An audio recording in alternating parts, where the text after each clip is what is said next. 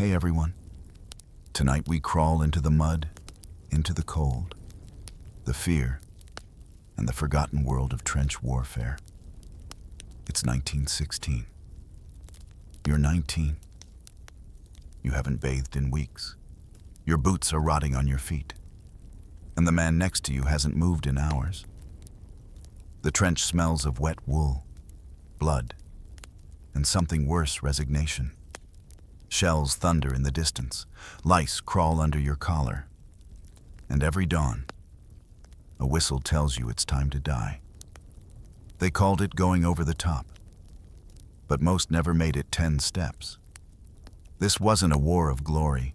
It was a war of inches gained, lost, and soaked in mud. Tonight, we won't talk tactics. We'll live the silence between shells, the shaking hands writing one last letter home, and the million small ways soldiers clung to humanity while drowning in horror. So dim the lights. Breathe slow, and join me in the trenches where history doesn't just echo. It moans. And hey, if you like falling asleep to uncomfortable truths, subscribe. And tell me what time it is where you are right now. When World War I erupted in the summer of 1914, most military strategists and the general public alike expected a war of movement. Fast-paced cavalry charges, grand maneuvers, decisive battles fought in the open. They envisioned a conflict similar to those of the previous century, perhaps over by Christmas. They couldn't have been more wrong. By the late months of 1914, just a few months into the fighting, that vision had collapsed. The sheer, brutal effectiveness of new military technology had changed everything. Rapid-fire machine guns could unleash a hail of bullets faster than any human could load and fire a rifle. Artillery had become incredibly accurate, capable of lobbing massive explosive shells miles across the landscape. Standing out in the open, or even attempting a traditional frontal assault, became instantly and horrifically suicidal. As armies faced off across the battlefields of France and Belgium, particularly on the Western Front, they discovered that the only viable way to survive the storm of lead and steel raining down on them was to get under it, to dig in. What started as hastily scratched rifle pits and shallow ditches for temporary cover quickly evolved out of desperate necessity into something far more complex, far more permanent: the trench system. This wasn't a planned strategy at the outset. It was a reactive measure, a grim improvisation forced upon soldiers and commanders alike by the terrifying efficiency of modern firepower. If you couldn't advance without being annihilated, and you couldn't retreat without giving up vital ground, the only option left was to burrow into the earth and hold your position. And so, millions of men, armed with shovels, picks, and eventually explosives, began to carve an unprecedented military structure into the European landscape. This network of ditches would stretch for hundreds, even thousands, of miles, snaking their way across vast swaths of territory, becoming the dominant feature of the Western Front for the next 4 long, bloody years. From the Belgian coast, down through northern France, all the way to the Swiss border, 2 vast, opposing networks of trenches faced each other across a deadly strip of contested ground. On one side were the Allied forces, predominantly the British, French, and later, the American Expeditionary Forces. Facing them were the Central Powers, with German forces forming the core of the opposition on this front. These trench lines weren't continuously manned battle lines in the way you might imagine. Instead, they were like sprawling, fortified villages carved into the ground, constantly occupied and maintained, but with troops rotating in and out of the most forward positions. The act of holding the line became less about maneuver and more about endurance, resilience, and simply trying to survive the constant, grinding pressure. The construction of these trenches was a colossal undertaking. Millions of cubic yards of earth were moved, often under constant threat of enemy fire. It was back-breaking labor, requiring soldiers to dig, reinforce, and perpetually repair the damage inflicted by shelling, rain, and the simple process of decay. This wasn't glorious work. It was dirty, dangerous, exhausting, and seemingly endless. The primary motivation for this immense earth-moving was singular and brutal survival. The trench was a shield. It was a necessary evil. It might not win you the war, but it offered the only practical way to hold the line and keep men alive in the face of a battlefield dominated by weapons of mass destruction that could kill at immense range and with terrifying speed. The age of open warfare had, for the moment, ended, replaced by a static, grinding struggle for inches of land, fought from the bottom of a ditch. This shift, unplanned and unwanted, defined the war for millions and turned the Western Front into the enduring symbol of the horrors of World War I. So, what did these trenches actually look like? They weren't just simple, straight ditches like you might dig for drainage. As the war settled into its grim routine, the initial, shallow scrapes evolved into complex, fortified structures. At the front lines, the main fighting trenches were typically dug deep enough for a grown man to stand upright without exposing his head above the surface. We're talking around 7 feet deep. This provided crucial protection from rifle fire and machine guns traversing across the open ground. They were also wide enough, usually about 6 feet across at the top, tapering slightly towards the bottom. This width allowed 2 soldiers, perhaps laden with gear, to squeeze past each other, though it certainly wasn't comfortable. The walls of these trenches weren't just bare earth, especially as time went on. To prevent constant collapse, particularly in areas with soft soil or heavy rain, they were reinforced. Sandbags were stacked along the top edge, creating a parapet on the side facing the enemy and a parados on the rear side. The parapet offered additional protection for soldiers peering over the top and could be topped with barbed wire or observation posts. The parados helped protect the trench from shell bursts landing behind it. In some sections, corrugated metal sheeting, salvaged wreckage, or interwoven branches were used to shore up the walls. But perhaps the most distinctive and strategically critical feature of these trenches, especially the front line ones, was their shape. From above, they didn't look like straight lines connecting 2 points. Instead, they were dug in a sharp, irregular zigzag pattern. Imagine a jagged lightning bolt or the teeth of a saw blade running for miles across the landscape. This wasn't due to sloppy planning or poor engineering. It was a deliberate, vital design choice driven by hard-won, bloody experience. The zigzag pattern served 2 primary, life-saving purposes. First, it drastically reduced the damage from enemy artillery.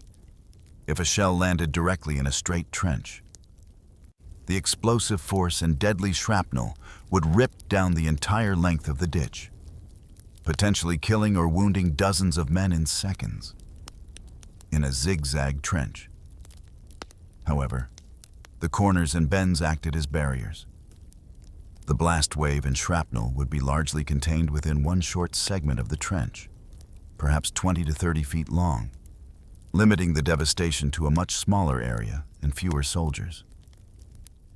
Second, the zigzag design was a critical defense against enemy soldiers who managed to breach the line and jump into the trench. In a straight trench, An enemy soldier could jump in and immediately fire down the entire length of the line, creating chaos and mass casualties. The zigzags prevented this. If an enemy jumped into a segment, the corners meant they could only fire into the very next short section. This gave the defenders a crucial advantage. They could quickly isolate the intruders, engage them in close quarters combat, or retreat a short distance to the next corner and set up a counterattack. The trench became a series of interconnected, defensible strongpoints rather than one long, vulnerable corridor. At the bottom of the trenches, the ever-present mud was a constant battle. To try and provide some respite from the standing water and thick muck, wooden planks, often salvaged or roughly cut, were laid down. These duckboards created a raised walkway, helping soldiers keep their feet slightly out of the worst of the mire, although they were often slippery, broken, and submerged themselves.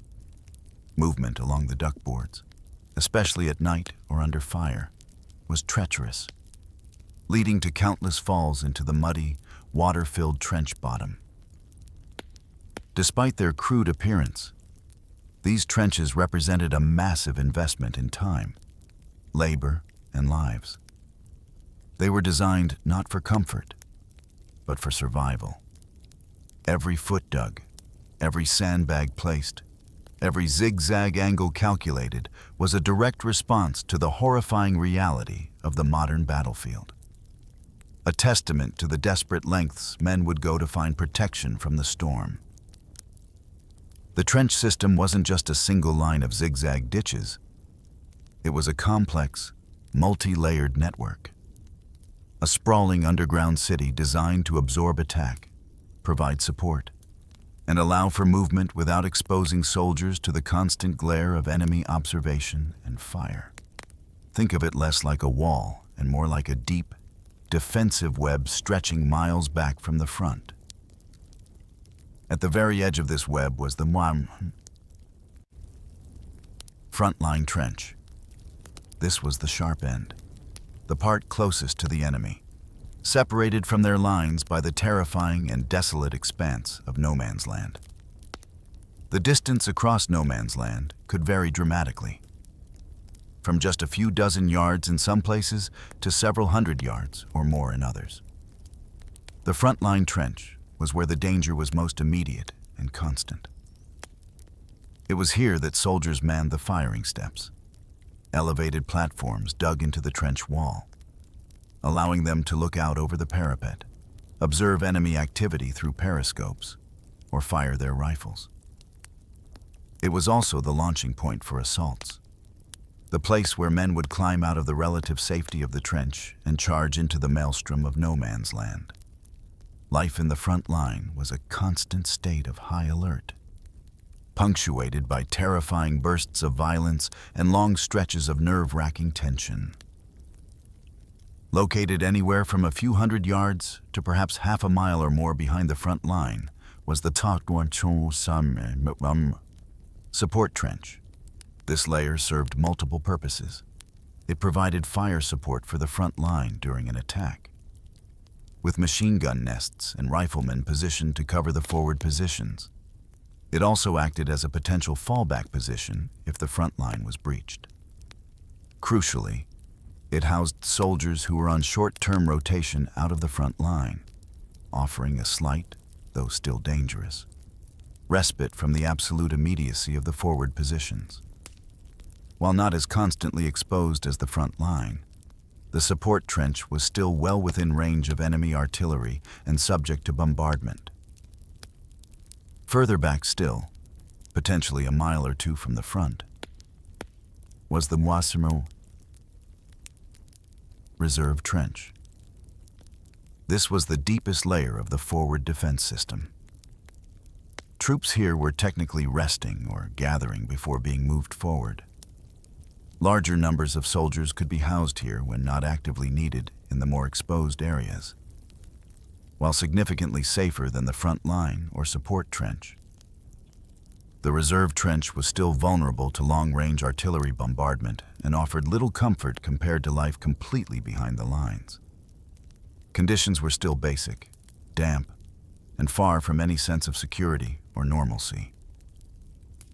Connecting all these layers, the front line to the support to the reserve, and extending back even further to aid posts, field hospitals, supply dumps, and battalion or regimental headquarters, were the cottons. Communication trenches. These were the absolute lifelines of the trench system.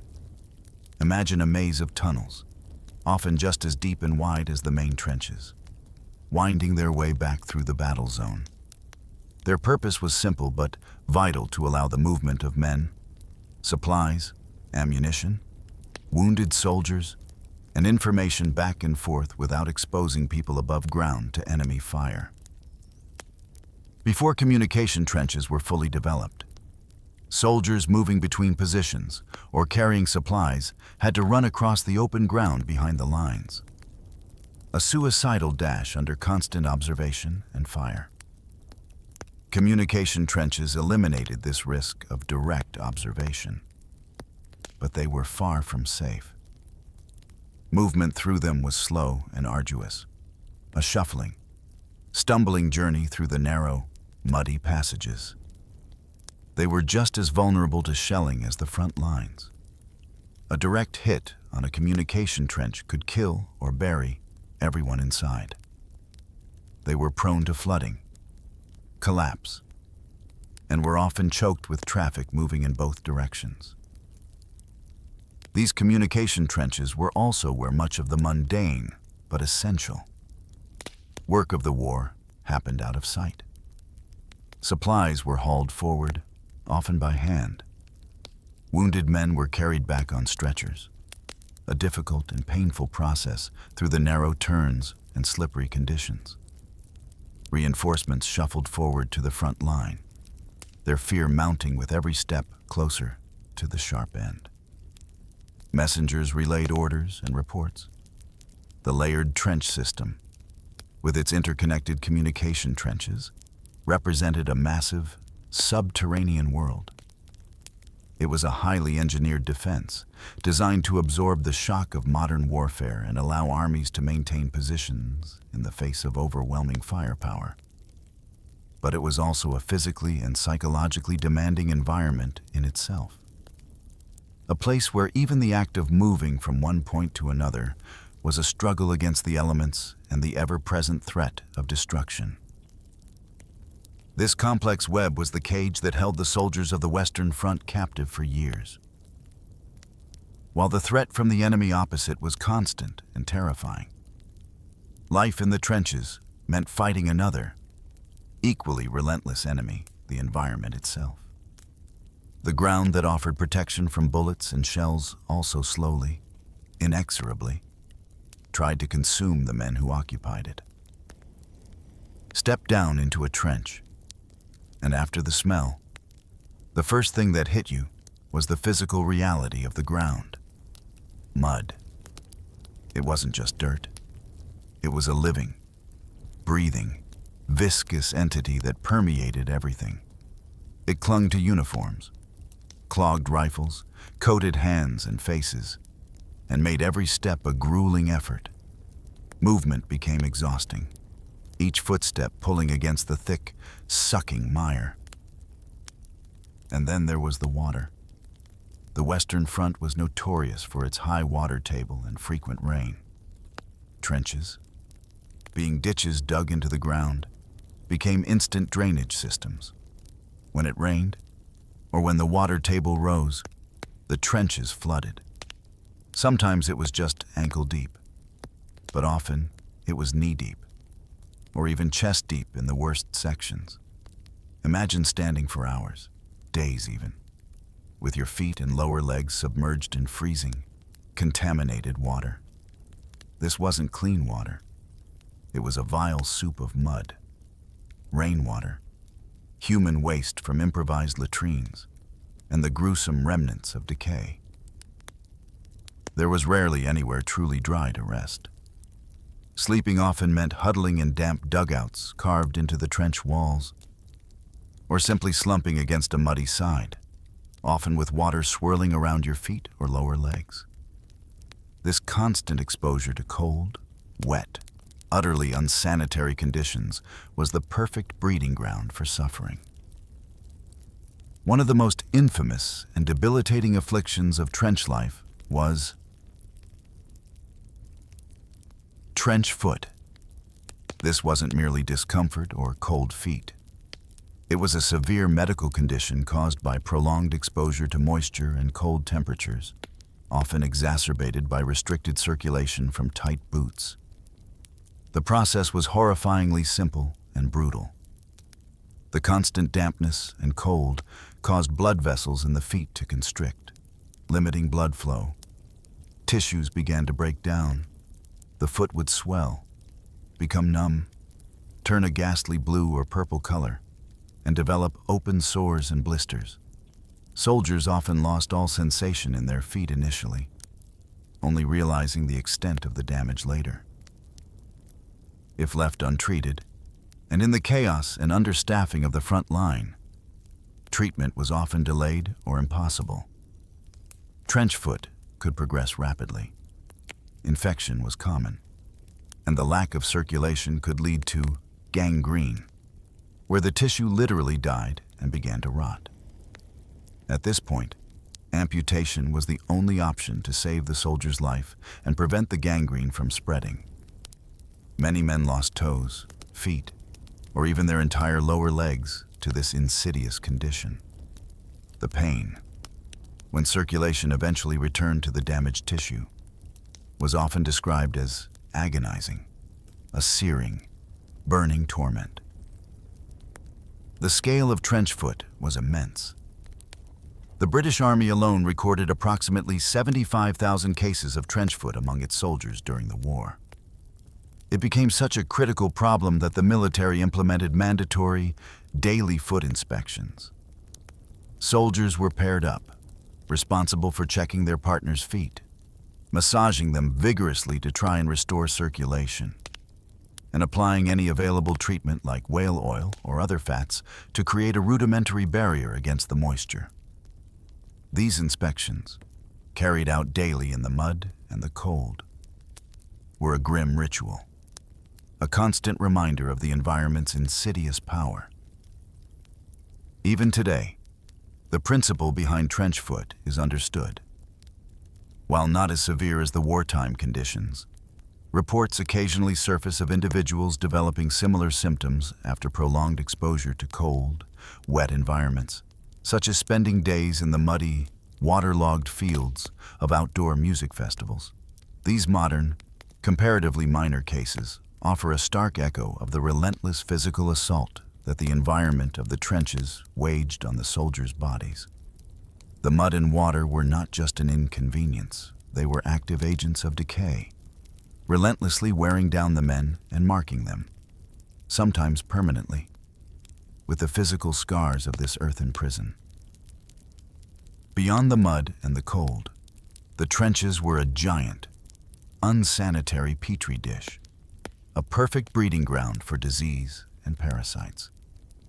Despite some advances in medical science compared to earlier conflicts, simple illnesses could become deadly in this environment. The constant cold and damp, the perpetual lack of proper hygiene, washing and changing clothes were luxuries often impossible at the front. And the sheer physical and mental stress all weakened soldiers' immune systems, making them vulnerable to infection. Perhaps the most pervasive and inescapable problem was lice. Every single soldier in the trenches had lice. It was a universally shared misery. These tiny blood-sucking parasites lived in the seams of uniforms, hiding in the folds of clothing and the hair. Trying to get rid of them was a constant, usually futile battle. Soldiers would spend hours trying to find and kill them, often boiling their clothes if they had access to hot water, or running a candle flame along the seams of their uniforms to burn the parasites and their eggs, an activity grimly known as chatting. Lice weren't just an intensely itchy nuisance. They transmitted diseases. One of the most common was trench fever. This wasn't lethal, but it was severely debilitating. It caused high fever, intense headaches, severe leg pain often described as if the bones were breaking, and a general feeling of malaise. The fever would typically last for several days, disappear, and then recur cyclically for weeks or even months, while soldiers usually recovered eventually. Trench fever incapacitated vast numbers of men, pulling them out of the line and contributing to the constant drain on manpower. It was a silent, invisible enemy carried by the parasites that infested every uniform. Adding to the biological horrors were the rats. They thrived in the trenches like nowhere else, with easy access to discarded food scraps. But more appallingly, on the numerous unburied or partially buried corpses scattered across no man's land, and sometimes even within the trenches. The rat population exploded. They grew to disturbing sizes. Soldiers frequently described them as being as large as small cats, and became incredibly bold and fearless. Rats would swarm over everything. They contaminated food supplies, gnawed through anything edible, and made sleep a nightmare. Soldiers would tell grimly humorous, but often terrifying, stories of waking up to find rats crawling over them, or even worse, taking exploratory bites out of them as they slept. Trying to get a moment's rest meant constantly swatting them away, covering your face, or huddling together with other soldiers for warmth and mutual protection from the vermin. The sound of rats scurrying in the darkness, or the sensation of them crawling across you, added another layer of psychological stress to the already unbearable conditions. And while not solely a trench-specific disease, the conditions of World War I are widely believed to have played a significant role in one of history's deadliest outbreaks. The mass movement of millions of troops globally, the incredibly overcrowded and unsanitary conditions in military camps, and particularly the trenches, and the weakened state of the soldiers, malnourished, exhausted, exposed to harsh weather and chemical attacks, created perfect conditions for the rapid transmission and evolution of a novel, highly virulent virus. Many researchers believe these factors contributed significantly to the devastating spread of the 1918 influenza pandemic. Often mislabeled as the Spanish flu, the close quarters of the trenches, constantly mixing men from different regions and countries, acted as a massive accelerator for the virus. Soldiers carried it back to camps, then home on leave, and it swept through civilian populations worldwide, ultimately killing tens of millions, more than the war itself.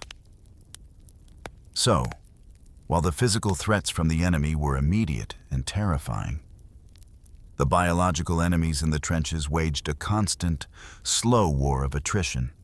The mud, the water, the cold, the lice, the rats, and the diseases they spread worked together to wear down the soldiers' bodies, making the trenches a place of inescapable decay and vulnerability. A persistent reminder that survival was a battle fought on multiple fronts. Beyond the physical dangers and biological threats, the trenches waged a relentless war on the minds of the soldiers. The psychological toll of constant stress, punctuated by moments of extreme terror and shocking violence, was immense. This was a new kind of warfare, and it produced a new kind of casualty. Doctors and military officials at the time struggled desperately to understand what they were seeing. Soldiers who had endured the unimaginable horrors of the front lines, the constant bombardment, the sight of comrades being killed or horribly wounded, the terror of gas attacks or going over the top, would often break down. They developed a range of terrifying and confusing symptoms. tremors and uncontrollable shaking, tics, paralysis that left them unable to move, mutism rendering them unable to speak, sudden blindness or deafness, severe anxiety, crippling panic attacks, nightmares, memory loss, and a profound inability to cope with loud noises or sudden movements.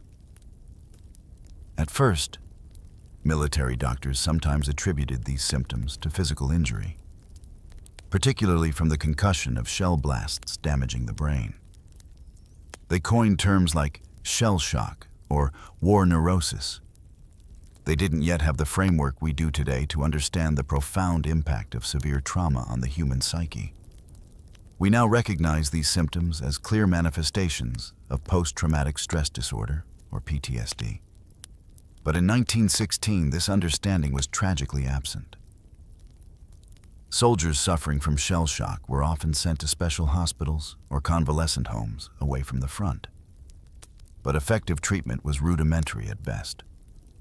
Methods ranged from rest and hydrotherapy to sometimes harsh, ineffective, or even cruel treatments based on a complete misunderstanding of the condition.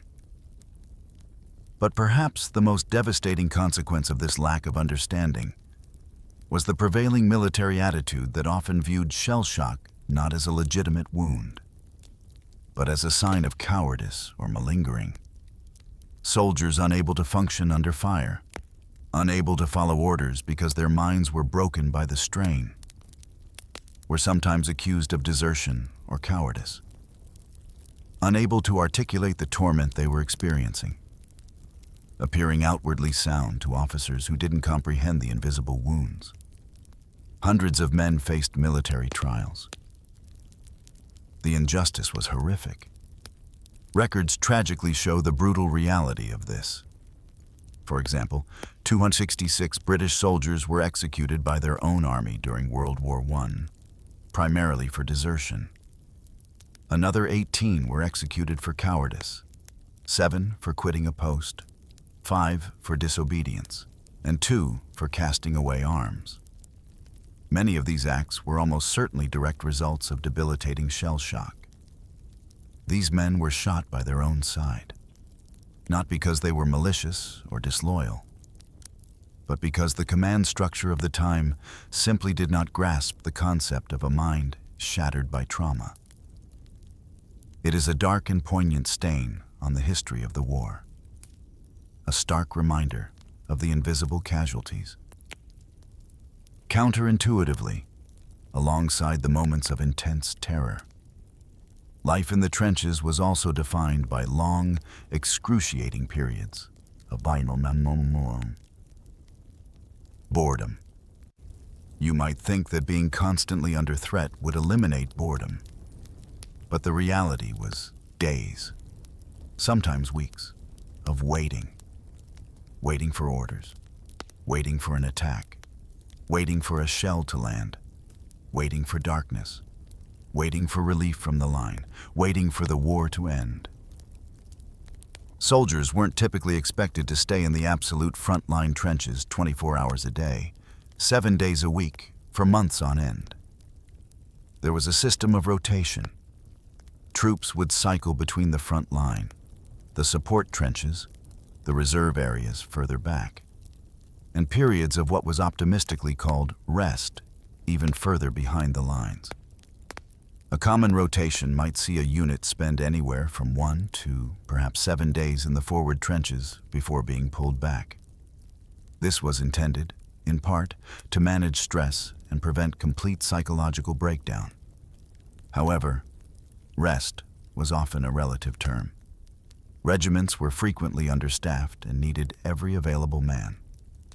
So, soldiers rotated out of the most dangerous front lines were often immediately put to work digging new trenches, repairing damaged sections, hauling vital supplies forward, or undertaking other strenuous manual labor.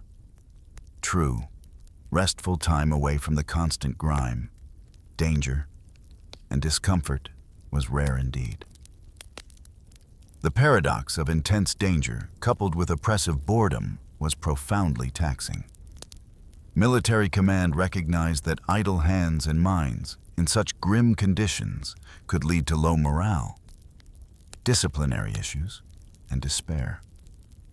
Efforts were made to encourage soldiers to occupy themselves constructively and boost spirits. Writing letters home was a constant, essential activity, a lifeline connecting them to the world they had left behind. Soldiers devoured any reading material they could find, played cards, gambled, carved intricate objects out of scrap wood or spent shell casings, and even tried their hand at drawing or painting. The psychological battlefield of the trenches was a complex and brutal space. It involved fighting terrifying internal battles against fear and trauma, while simultaneously trying to ward off the soul-crushing weight of inactivity and despair. The resilience of the soldiers in finding ways to cope, whether through dark humor, creative outlets, or simple connection with their comrades, is a testament to the enduring human spirit even in the face of conditions designed to break it. In the grinding reality of trench life, where danger and boredom were constant companions, soldiers developed remarkable ways to cope, to maintain their sanity, and to find moments of relief and connection. As we touched on, the military encouraged activities to combat boredom. Writing letters home was paramount, providing a vital link to family and a chance to process experiences, however filtered. Card games, dice, and improvised gambling were popular ways to pass the time and build camaraderie. Soldiers became incredibly resourceful, turning junk into treasures, carving small sculptures or intricate designs onto cigarette cases made from spent brass shell casings. Reading was cherished, with old newspapers and magazines passed around until they fell apart. One of the most striking examples of using creativity and connection to combat the dehumanizing effects of the trenches was the phenomenon of our trench magazines, or newspapers. These publications were entirely created by the soldiers themselves, written, edited, illustrated, and somehow printed at or near the front lines. They were a raw, authentic voice from the trenches, reflecting the soldiers' experiences with a unique blend of dark humor, satire, poetry, and complaints. The most famous of these was the Wipers Times. Soldiers stationed near Ypres, Belgium, a town they famously and affectionately mispronounced as Wipers, stumbled upon a damaged printing press in the ruins of a bombed-out building. Instead of ignoring it, they salvaged it and, with incredible ingenuity, began publishing their own magazine. The Wipers Times wasn't official propaganda. It was filled with jokes, poems, essays, and cartoons, often lampooning the absurdity of trench life, the incompetence of officers, the food, the weather, and even the enemy. It was a bizarre, trench-scarred cross between a military bulletin, a school paper, and a satirical newspaper, born from the absolute worst conditions imaginable. These publications were a lifeline, a way for soldiers to laugh in the face of death, to express their frustrations, and to feel connected to a community that understood their unique hell. They were powerful assertions of humanity and resilience against a system designed to reduce them to anonymous cogs in a war machine. For some soldiers, especially when rotated further behind the lines, rest periods offered different, often darker, forms of escape. Facing the constant possibility of death, many sought solace in alcohol. Regular rations of rum, whiskey, or other spirits were a standard part of trench life, provided ostensibly to combat the cold and damp, but just as importantly, to provide a temporary escape from the relentless stress and fear. It was literal, liquid courage doled out before assaults or during heavy bombardments, a way to numb the senses enough to face the unimaginable. Tragically, the desperate need for escape also led to high rates of sexually transmitted infections. Brothels sprang up near military camps, and large numbers of soldiers frequented them. By 1918, over 1 million French soldiers alone had been treated for STIs, highlighting another hidden cost of the war and the grim realities soldiers faced when away from the immediate front lines.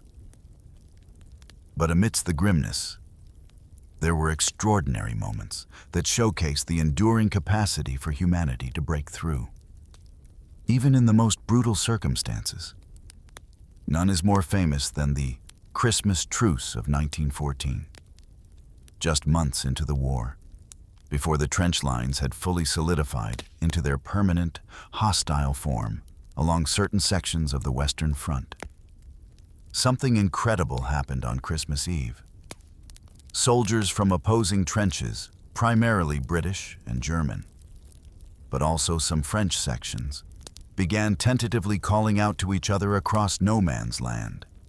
Carols were sung, first from one side, then answered by the other. Small white flags appeared, and then, cautiously, soldiers began to emerge from their trenches, unarmed.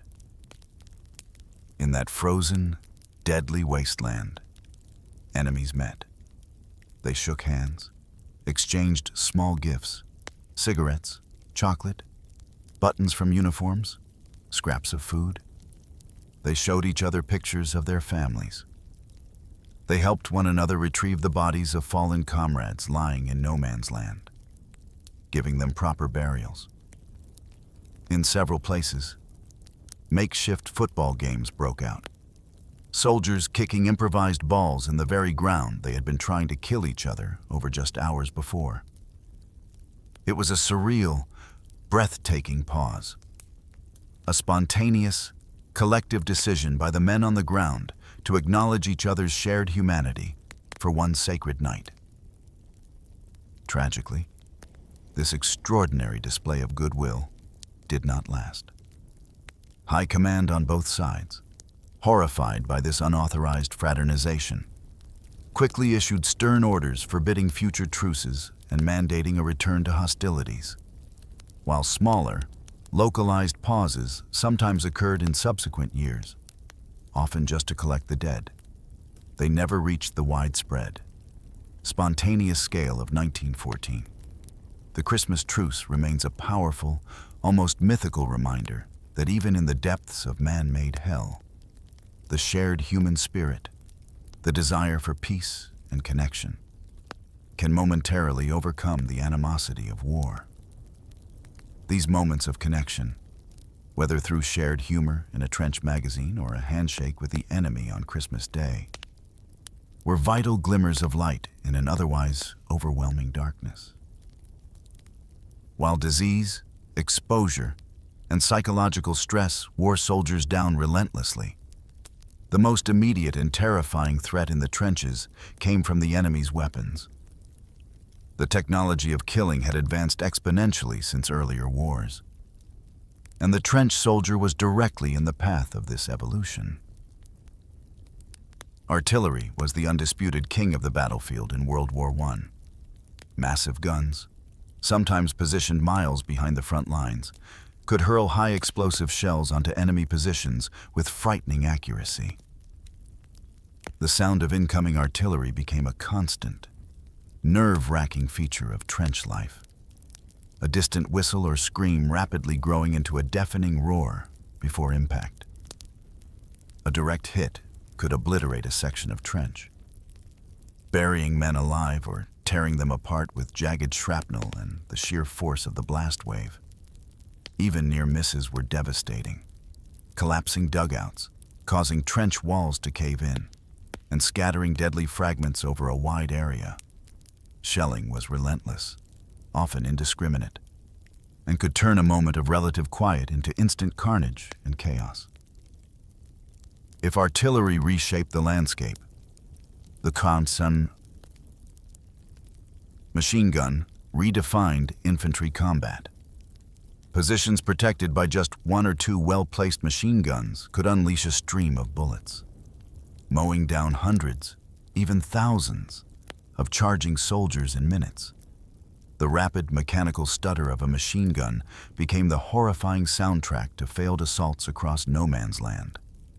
They were the primary reason why traditional frontal assaults on entrenched positions became so incredibly costly in human lives, reinforcing the necessity of staying in the trench. Soldiers lived under the constant threat of these weapons, listening for the sounds, ducking behind the parapet, or scrambling into overcrowded dugouts for meager protection. But no amount of digging could offer complete safety. And then came a new horror, a weapon that felt like it violated fundamental rules of warfare. Chemical gas. The war irrevocably changed on April 22, 1915, near Ypres, Belgium. German forces, in a shocking move, unleashed over 150 tons of unimaginable chlorine gas from thousands of cylinders. Chlorine gas is heavier than air, and it flowed across no man's land as a visible, greenish-yellow cloud, seeking the lowest points, directly into the Allied trenches. The effect on the unprepared troops was immediate and terrifying.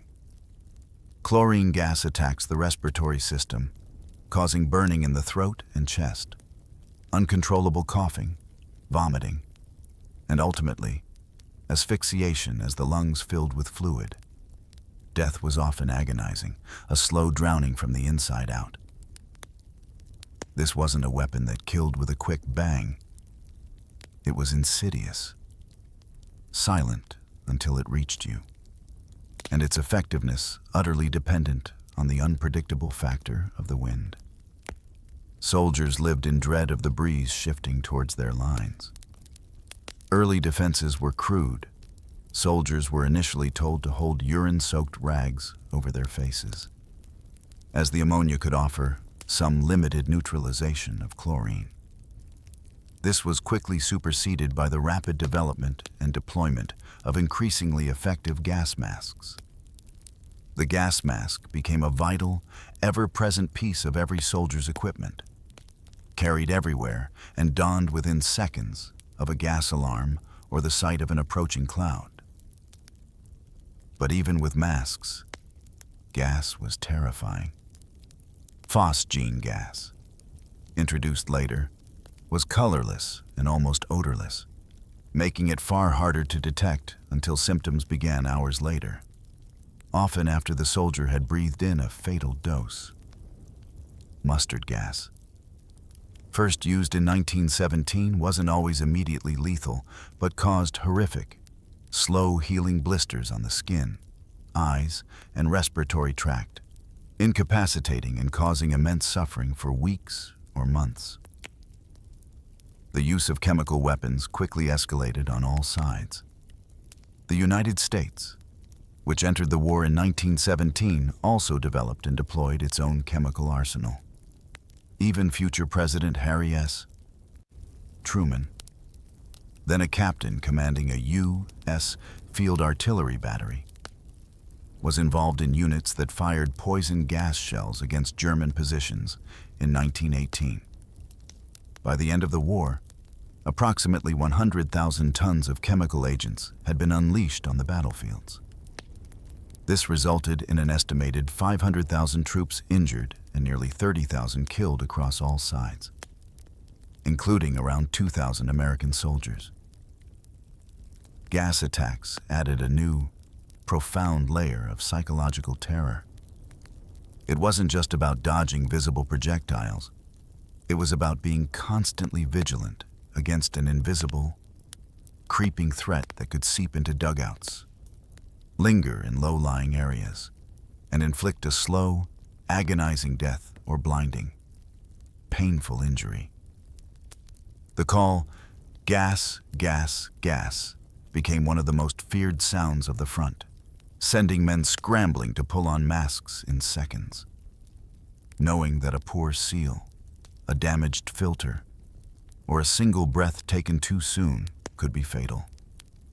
The combination of relentless artillery bombardment, the sweeping, indiscriminate fire of machine guns, and the horrifying introduction of poison gas ensured that death was a constant, intimate, and often brutally random presence in the trenches. Survival often felt less like skill or bravery and more like cruel, random luck. Despite the immense destruction, or perhaps because of the intense shared experience, the language forged in the trenches left a lasting, if sometimes dark, legacy on everyday English. The necessity of quick, informal communication and shared experience created a unique military slang. Terms like potato mashers for German stick grenades because of their shape, or stormtroopers for the German infiltration units designed to break trench stalemates, entered military lexicon. And even terms we use casually today trace their origins back to this hell. Basket case, for someone overwhelmed, is believed to originate from the horrific practice of carrying severely wounded soldiers who had lost all 4 limbs in wicker baskets. And cooties, that seemingly childish term for germs or lice, likely comes from coot, a type of bird known for parasites, applied by soldiers plagued by trench lice around 1915. The legacy of World War I's trenches extends far beyond the battlefields. It reshaped warfare, accelerating the development of tanks and aircraft as ways to break the deadlock. It forced a reckoning, albeit a delayed one, with the profound psychological cost of combat trauma.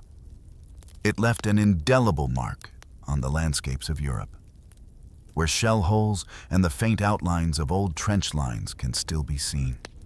And it even, in strange and unexpected ways, left its echo in the very language we speak today.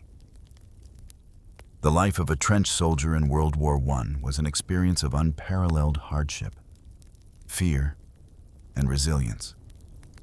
It tested the absolute limits of human endurance, both physical and mental. Understanding what they went through, the mud, the rats, the gas, the shell shock, the boredom, the fleeting moments of humanity, provides a crucial, sobering window into the true, brutal cost of the Great War, and serves as a solemn reminder of the sacrifices made in those muddy, confined, unforgettable spaces. Thinking about the unimaginable challenges these soldiers faced, the constant battle against the environment, disease, weapons, and their own minds, it makes you wonder, could you have endured life in the trenches of World War I? Let us know your thoughts in the comments below. And if you're interested in exploring more harrowing and fascinating chapters from history, check out some of our other videos on the channel. In ancient Hebrew, the word Shiloh carries a beautiful meaning, a tranquil, peaceful place. It speaks of calm, of rest, of serenity.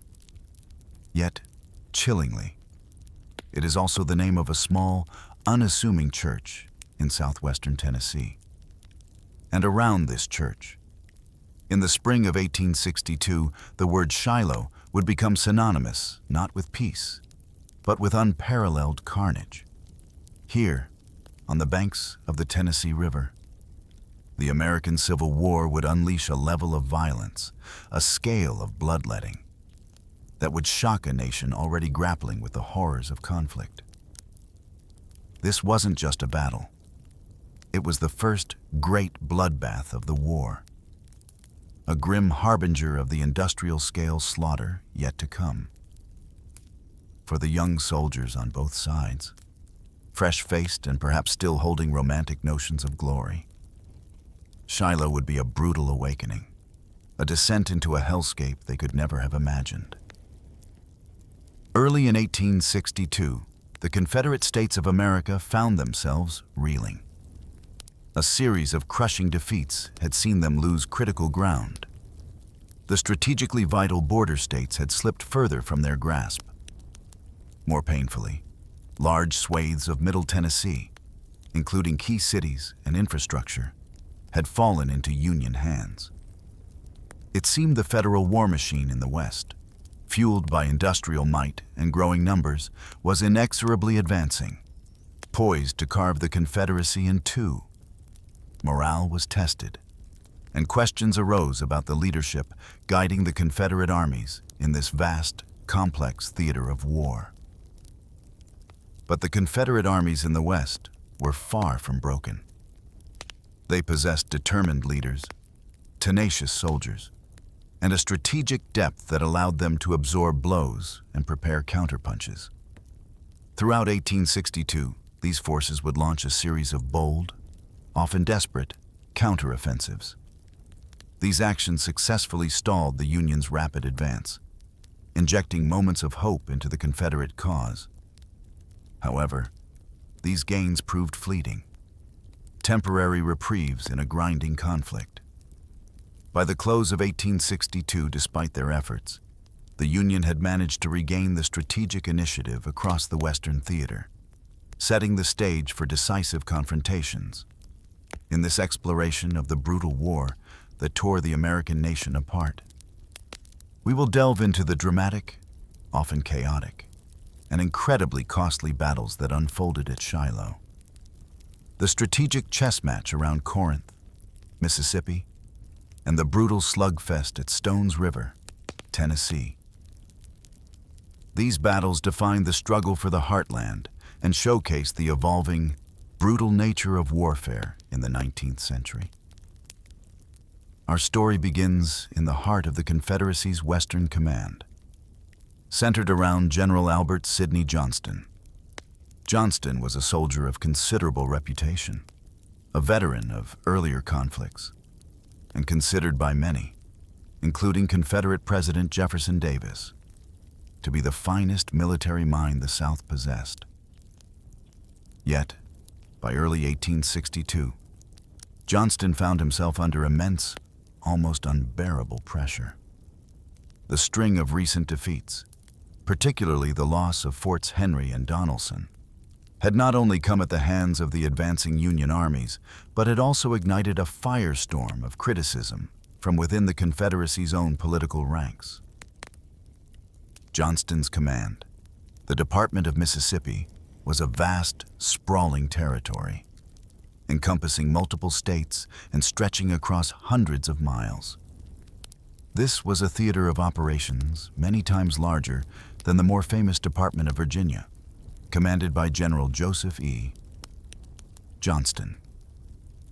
Adding to Albert Johnston's challenges was the stark reality of his resources. He had far fewer soldiers, far less equipment, and far fewer supplies than his counterpart in the East. Facing these daunting disadvantages, Johnston had been forced to make excruciatingly difficult decisions. These choices, while perhaps strategically necessary, were deeply unpopular and carried severe economic and political consequences for the young Confederacy. The evacuation of Kentucky and Middle Tennessee, for example, was a move dictated by military necessity. Johnston simply did not have the manpower or the fortified positions to hold that territory against the growing Union pressure. Attempting to do so would have likely resulted in the capture or destruction of his entire army. However, the strategic retreat came at a staggering cost. Nashville, Tennessee, which fell to Union forces, was not just another city, it was a vital hub, a major nexus for the South's limited railway network, a significant producer of gunpowder essential for their war effort, and a key source of food and supplies. It was also the capital of Tennessee, a proud Confederate state. The loss of Nashville crippled the Confederacy's already strained logistics and severely undermined its economic capacity in the region. Furthermore, the abandonment of state capitals and key territories dealt a heavy blow to the Confederacy's claims of legitimacy and territorial integrity. How could the CSA claim to be a viable nation when its own states were falling under enemy occupation? Tennessee's governor, Isham Harris, a staunch Confederate supporter, understood and reluctantly agreed with Johnston's difficult decision, recognizing the military logic behind it. President Jefferson Davis, a close friend and staunch defender of Johnston, also publicly supported his general, absorbing some of the political heat himself. But many other Confederate politicians, less forgiving and perhaps less understanding of the grim realities of the Western theater, denounced Johnston as a coward. They saw only the lost ground, the abandoned cities, the retreating armies, and equated it with a lack of will or courage. Johnston, a man of quiet dignity, did not engage in the public debate or respond to the accusations. He knew that words would not silence his critics. Only a decisive victory in the field could vindicate his decisions and restore his reputation.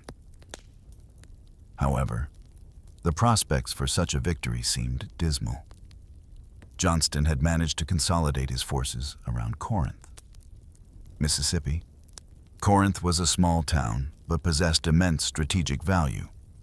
Situated at the intersection of two major railway lines, the Mobile and Ohio Railroad, running north-south, and the Memphis and Charleston Railroad, running east-west. Controlling Corinth meant controlling the supply lines for western Tennessee and much of Mississippi. It was the linchpin of the Confederacy's position in the lower Mississippi Valley. If Corinth fell, the important river city of Memphis, Tennessee, would have to be abandoned, its defenses untenable. Worse, the loss of Corinth would render all other Confederate-controlled rail lines west of Chattanooga, Tennessee, virtually worthless, isolating large areas and cutting off vital transportation routes. Most critically, the fall of Corinth would throw open the state of Mississippi, the heartland of the Confederacy, to invasion by Union armies. The Federal commanders understood Corinth's pivotal importance just as clearly as the Confederates did. It was the next logical target for the Union advance, a fact that weighed heavily on General Johnston's mind. He had approximately 30,000 troops available to defend this critical junction, a force he knew was likely outnumbered and certainly under-equipped compared to the looming Federal threat. The stage was set for a confrontation. But where and when would the blow fall? While General Johnston wrestled with his challenges in Mississippi, his primary Union adversary in the West was making his own strategic calculations and, importantly, playing the complex game of military politics. Major General Henry Halleck, commander of the Union Department of Missouri, was a figure known more for his intellect, his administrative skill, and his political savvy than for direct battlefield leadership. Halleck, often nicknamed Old Brains due to his extensive military writing and academic background, was busy consolidating Union gains and, perhaps more significantly, maneuvering for greater power within the Union High Command. Brigadier General Ulysses S. Grant's recent decisive victory at Fort Donelson had been a major coup for Halleck's department and for the Union cause.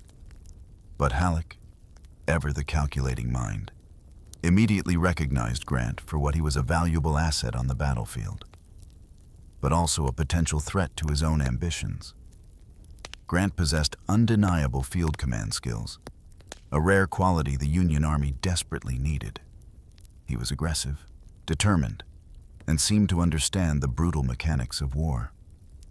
However, Grant largely lacked political acumen and, perhaps more importantly to Halleck, seemed uninterested in the political maneuvering that dominated the Union High Command.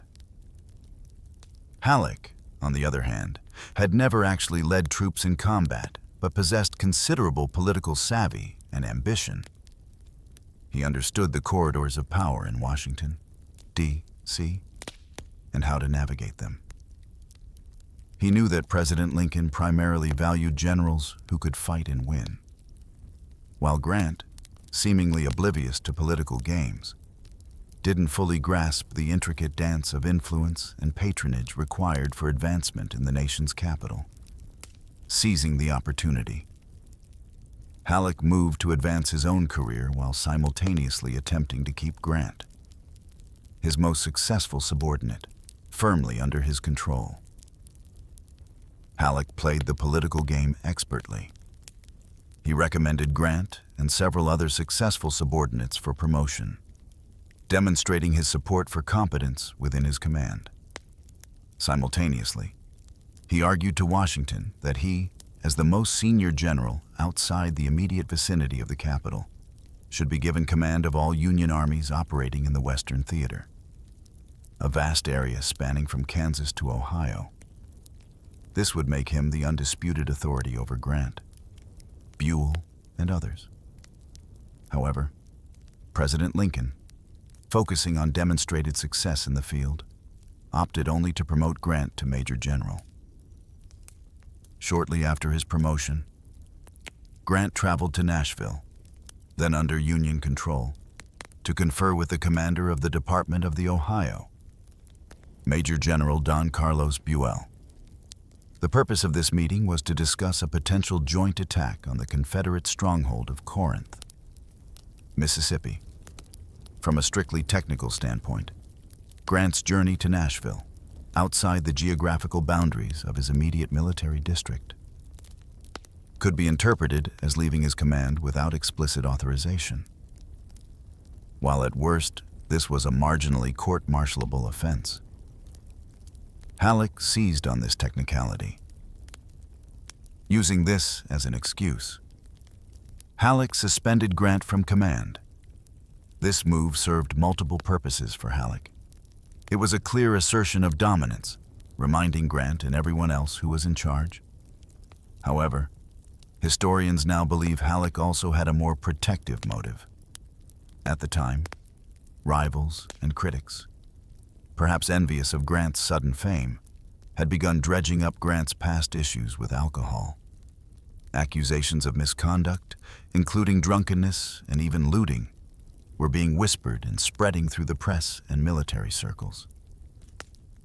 Halleck quickly restored Grant to command after this brief suspension. Crucially, he publicly lied to the press, stating that the suspension was part of an investigation into the accusations against Grant. This fabricated investigation, of course, turned up nothing, and the accusations, deprived of official oxygen, faded away. Grant, seemingly oblivious to the underlying political currents and Halleck's complex maneuvering, never learned the true reasons for his brief suspension. He actually thanked Halleck for clearing his name, reinforcing Halleck's control while inadvertently cementing his own position. Meanwhile, Halleck's department continued to deliver victories. Brigadier General Samuel Curtis secured southwestern Missouri with his success at the Battle of Pea Ridge. To the southeast, Major General John Pope cleared Confederate forces from areas along the Mississippi River, eventually besieging and capturing Island No. 10, a key Confederate river fortification. Following these successes, Halleck again pressed his case for overall Western command. While Halleck's direct involvement in these campaigns was primarily logistical and administrative, his department was undeniably the most active and successful in the Western theater. His ability to gather, equip, and deploy fighting men and keep them supplied in the field was exactly what Lincoln needed. This demonstrated competence, coupled with Halleck's persistent lobbying, was enough. On March 11th, 1862, President Lincoln agreed to give Halleck command of all federal troops from Kansas to Ohio. Old Brains had won his strategic promotion. Now, he turned his attention fully to the most critical objective in the West Corinth. From his new position of authority, Halleck viewed Corinth, Mississippi, with the same strategic importance that Johnston did. He believed that capturing Corinth was as vital to breaking the Confederacy in the West as capturing Richmond, their capital. was in the east. Initial scouting reports reaching Halleck's headquarters painted a picture of General Johnston's army that reinforced this belief. The intelligence suggested that the Confederate forces gathered near Corinth were under-equipped, significantly under strength after recent losses and dispersals, and demoralized by their recent retreats. Based on this assessment, Halleck formulated a plan. His plan was straightforward. General Grant, with his Army of the Tennessee, would move south along the Tennessee River and establish a base at Pittsburgh Landing, Tennessee, a small steamboat landing on the west bank of the river, about 20 miles north of Corinth. Meanwhile, General Buell, with his Army of the Ohio, would march southwest from Nashville, aiming to link up with Grant at Pittsburgh Landing. Once the two armies were combined, Halleck himself intended to arrive with further reinforcements. He would then take personal command of this overwhelming force, estimated to be well over 100,000 men, and lead them on a swift, decisive advance south to Corinth. The idea was simple: crush Johnston's supposedly weak and demoralized army with sheer numbers before it could receive significant reinforcements or consolidate its position. However, the intelligence reports about the state of Johnston's army were, at least on the point of morale, significantly incorrect. While the retreat from Kentucky and Middle Tennessee had indeed been demoralizing for many soldiers, General Johnston and his second-in-command, General P.G.T.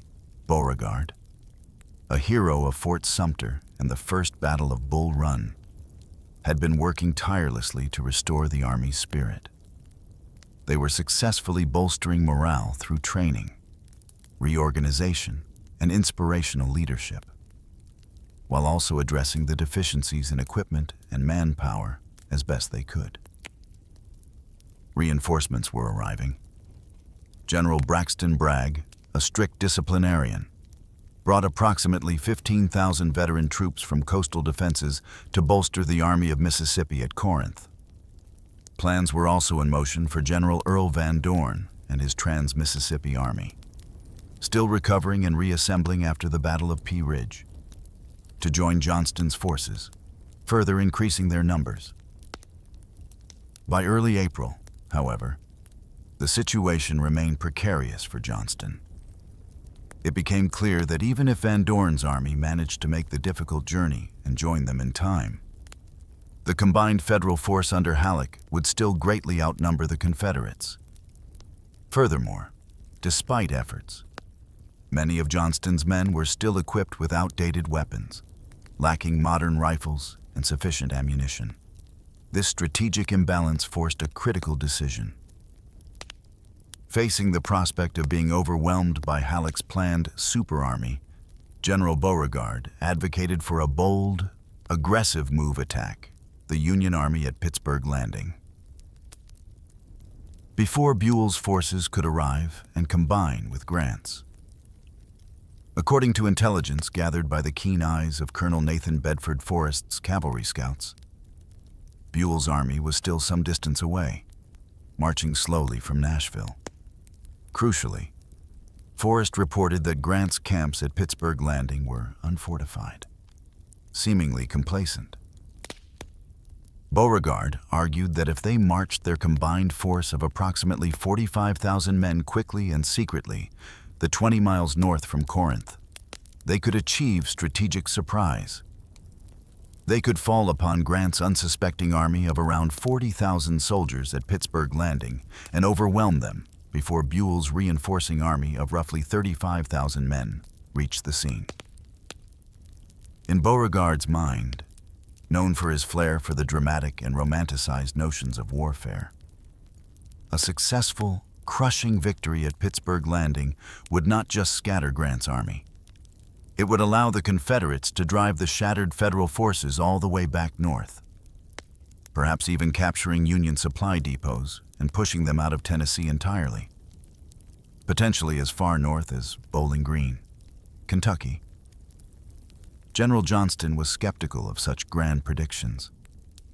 But the core idea of striking first, before the enemy reached full strength, held a certain appeal. It was a desperate gamble.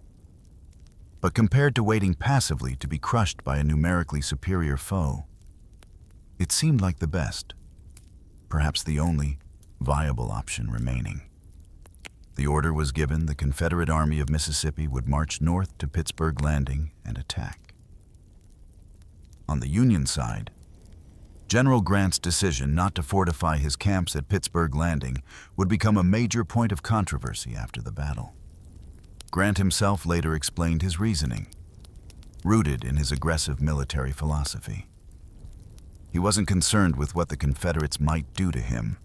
His mind was always focused on what he would do to the Confederates. His orders to his division commanders were explicit: don't let the men get too comfortable or settle in defensively. Maintain an offensive spirit. Keep the troops sharp and ready through constant drill and training. By the time of the battle, 5 of Grant's 6 divisions were camped in the vicinity of Pittsburgh Landing. The 6th Division, under General Lew Wallace, was positioned several miles north at Crump's Landing, guarding the supply depot located there. The majority of the troops at Pittsburgh Landing were raw recruits. Having seen little to no combat, 2 of the forward-most divisions, under the command of Brigadier Generals William Tecumseh Sherman and Benjamin Prentiss, were deliberately camped in more exposed positions near the small Shiloh Church, nestled amongst the woods. The idea was to help acclimate these green recruits to the rugged conditions of campaigning life, a decision that would have tragic consequences. Grant himself, somewhat detached from the main body of his army, headquartered approximately 10 miles downriver in the town of Savannah, Tennessee. Savannah offered crucial access to telegraph lines, allowing him to communicate with Halleck and coordinate with Buell's approaching army. Grant had initially expected Buell's army to arrive at Pittsburgh Landing and complete the link-up by late March. However, Buell, known for his methodical and cautious approach, didn't even begin his march from Nashville until late March. Neither general seemed to feel a great sense of urgency. They anticipated a combined movement towards Corinth, not an imminent enemy attack. Their primary concern was logistics and organization, not immediate defense. Meanwhile, the Confederate Army began its march out of Corinth on the morning of April 3rd, with the intention of launching their surprise attack on April 4th. The distance to Pittsburgh Landing was only about 20 miles, a march that should have taken experienced, well-drilled troops little more than a day. However, the Confederate Army of Mississippi, despite the recent reinforcements, was still largely composed of green, inexperienced soldiers, led by officers often just as new to the realities of moving large armies. The march quickly devolved into chaos. Navigating the dense woods and poor roads proved incredibly difficult. Units became confused. Marching orders were misunderstood, and congestion slowed the columns to a crawl. It was an inefficient, disorganized, and agonizingly slow process. Consequently, the 20-mile march took not 1 day, but nearly 3. It wasn't completed until dusk on Saturday. April 5th, upon finally reaching the assembly areas, General Beauregard was dismayed. He lamented that surely, by now, General Buell must have arrived at Pittsburgh Landing, rendering their plan for surprise utterly moot. He argued that the element of surprise was lost. The army was exhausted and disorganized from the march, and the attack should be called off. Retreating back to Corinth seemed the only sensible option. But General Johnston would hear none of it. He famously declared, reportedly to Beauregard, that he would fight them if were they 1,000,000. His decision wasn't just based on determination. It was also a grim practicality. Retreating his tired, disorganized army back to Corinth after such a difficult march, without having fired a shot, would likely cause mass desertion. Furthermore, such a humiliating withdrawal would almost certainly lead to the dismissal of him and all his senior officers. A desperate attack, even without the element of surprise, offered a better chance of survival, both for the army and his command. Fatefully, the Confederates' painfully slow approach, while robbing them of the element of perfect surprise, hadn't given the Union Army adequate warning either. Despite reports from Union pickets noting increased rebel activity in the woods ahead, the Union command largely dismissed them. Colonel Forrest's Confederate cavalry had raided the area recently, and Grant's division commanders assumed the observed activity was merely Forrest's patrols or a small raiding party returning. Grant, in Savannah, only alerted the division at Crump's Landing under Lew Wallace, believing that if any attack came, it would be Forrest attempting to raid the depot there. In fairness to Grant's officers, Forrest was indeed back in the area, but he was acting as a scouting screen for Johnston's advancing army, not planning an independent raid. That night, oblivious to the massive Confederate army poised less than a mile away, Grant wired Halleck, assuring him he did not expect an attack at Pittsburgh Landing. Simultaneously, General Sherman and General Prentiss, in the forward camps near Shiloh Church, told their men there was nothing to fear, ordering them to sleep soundly. The Confederates were on their doorstep, and the Union Army was asleep. Among the Union officers, however, Colonel Everett Peabody of Prentiss's division felt a gnawing unease. Something was wrong. The woods felt too alive with the sounds of unseen movement, yet also unnaturally quiet, lacking the usual nocturnal noises. Pickets were reporting multiple sightings of Confederate scouts, probing the Union lines. It didn't feel like a simple cavalry patrol. It felt like something much larger was stirring in the darkness. Peabody, trusting his instincts despite the general complacency, decided he couldn't wait for higher authority. At 1:00 a.m. on Sunday, April 6th, he took action. He sent out 5 companies of his brigade to patrol the dense woods in front of his lines, ordering them to push forward and discover what was out there. He also put the rest of his brigade on high alert, ready for action. His caution proved prescient. At approximately 5:00 a.m., as dawn began to break, Peabody's patrol stumbled directly into Confederate pickets in a small clearing known as Fraley's Cotton Field. The sudden sharp exchange of gunfire shattered the pre-dawn stillness, alerting both armies to the imminent confrontation. This unplanned skirmish forced General Johnston's hand. He had hoped for a completely surprise attack, but the element of tactical surprise was gone. At 5:30 a.m., he ordered the general attack to commence. In a decision that would later be debated by historians, Johnston gave tactical command of the overall battle to Beauregard, ordering him to remain at the headquarters located miles behind the lines. Beauregard was tasked with directing reinforcements, managing supplies, and coordinating the Army's movements from the rear. Johnston, meanwhile, chose to ride forward, intending to personally direct the battle from the front lines, inspiring his men with his presence. By this time, Colonel Peabody's patrol had successfully raised the alarm in the Union camps. General Prentiss, initially furious with Peabody for seemingly provoking a fight against orders, quickly changed his tune. As the full force of the Confederate attack materialized, revealing their organized lines and determined advance, Prentiss realized that Peabody hadn't provoked a minor skirmish, but had actually discovered and disrupted a massive, coordinated assault. The Confederate attack rolled forward in waves, Major General William Hardee's corps forming the leading edge of the assault, slammed into General Sherman's camp near Shiloh Church at approximately 700 a.m. General Bragg's corps made contact with Prentice's division slightly later, around 7:30 a.m., having taken valuable time to organize themselves and fight through Peabody's determined brigade, which bravely resisted the initial onslaught before being forced to retreat.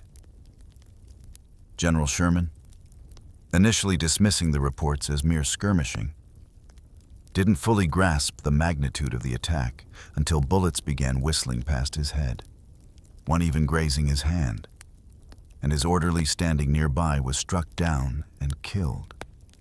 Finally realizing the desperate situation, Sherman rapidly organized his scattered division, scrambling to form defensive lines and resist the overwhelming Confederate tide. Across the Union front, the other 3 divisions camped nearby shook themselves awake amidst the sounds of battle and began moving forward, rushing towards the sound of the guns to support Sherman and Prentice. In response to the Union resistance and the arrival of reinforcements, Beauregard, coordinating from the rear, ordered the corps of Major General Leonidas Polk and Major General John C. Breckinridge forward. They were directed to move onto the attack's flanks, widening the Confederate line and aiming to envelop the exposed Union flanks, cutting them off from Pittsburgh Landing and the river. Back in Savannah, some 10 miles downriver, General Grant was sitting down to breakfast, just as the lead division of Buell's army arrived across the river. The distant, unmistakable sounds of intense battle drifted down the water. Grant, still on crutches after a riding accident a few days earlier, immediately sprang into action. He ordered Buell's arriving men to continue marching along the east bank of the Tennessee River and cross over to Pittsburgh Landing as quickly as possible. Then, despite his injury, he hobbled aboard a southbound steamboat, heading towards the sounds of the fighting. He made a stop at Crump's Landing to order Lew Wallace's division to get marching towards Pittsburgh Landing as well. When Grant arrived at Pittsburgh Landing around 900 a.m., the scene was one of considerable chaos. While many veteran units and determined officers fought fiercely, holding their ground against incredible pressure, thousands of Green recruits had panicked at the first sight and sound of the enemy, breaking ranks and fleeing towards the perceived safety of the riverbank. Even veteran units, overwhelmed by the sheer numbers of the attacking Confederates or running desperately low on ammunition, had been forced to fall back or had dissolved under pressure. Grant, witnessing the disheartening sight of these cowering, broken men, immediately began the arduous task of reorganizing the stragglers. He started building a new, makeshift defensive line on the ridge south of Pittsburgh Landing, hoping to hold the landing itself, the Army's lifeline to supplies and reinforcements. On the Union left flank, General Sherman initially led a determined defense around Shiloh Church and the nearby crossroads. However, the sustained Confederate pressure, wave after wave of attackers, gradually pushed his line back, past the church and the key road junction. Similarly, General Prentice's division, despite fierce resistance, was also forced to fall back under the relentless assault. Around 1100 a.m., Prentice and approximately 400 or 500 troops from several shattered divisions coalesced along an abandoned, sunken wagon road, partially protected by thick woods and undergrowth. Recognizing this natural defensive position, they resolved to make a stand. This position would become famously known as the Hornet's Nest by the Confederates, a testament to the fierce, stinging resistance they encountered there. Grant, upon arrival and assessing the situation, sent orders to Prentice hold the Hornet's Nest at all costs. Prentice, a determined man, complied. The Confederates, despite their initial success, were not immune to the chaos of battle. The dense woods, compounded by spreading brush fires ignited by the fighting and the thick, choking gun smoke that hung heavy in the air. Ruined unit cohesion. Attacks became piecemeal and uncoordinated. Just like the Federals, thousands of green Confederate soldiers, shocked by the reality of combat, were also fleeing, streaming towards the rear. General Johnston tirelessly rode up and down the front lines, exposing himself to extreme danger, personally rallying faltering units and inspiring his men through sheer force of will and example. Behind the lines, General Beauregard worked desperately to round up the thousands of Confederate stragglers and funnel them back into the fight. While the Union forces on the left and right flanks were gradually pushed back and eventually collapsed under the pressure, the pocket of resistance at the Hornet's Nest held firm. Johnston, recognizing this strong point as the key obstacle in his line of advance, personally directed the Confederate attacks against Prentiss's stubborn defense. For 2 grueling hours, wave after wave of Confederate soldiers crashed against the Hornet's Nest, suffering heavy casualties but failing to dislodge the Federals. Around 2:00 p.m., while riding ahead of Breckinridge's troops and urging them forward in another assault on the Hornet's Nest, disaster struck the Confederacy. General Johnston was hit by a Union mini-ball. The wound was to his right thigh. At first, it appeared to be a minor injury, perhaps a flesh wound. Johnston, seemingly unfazed, continued to direct his men, even sending his personal physician to attend to wounded soldiers elsewhere. However, unknown to him, the bullet had severed his popliteal artery, a major blood vessel behind the knee. As he continued to ride, blood filled his boot. Weakened by massive internal bleeding, Johnston suddenly slumped in his saddle and nearly fell. He was quickly helped from his horse by his staff, but it was too late.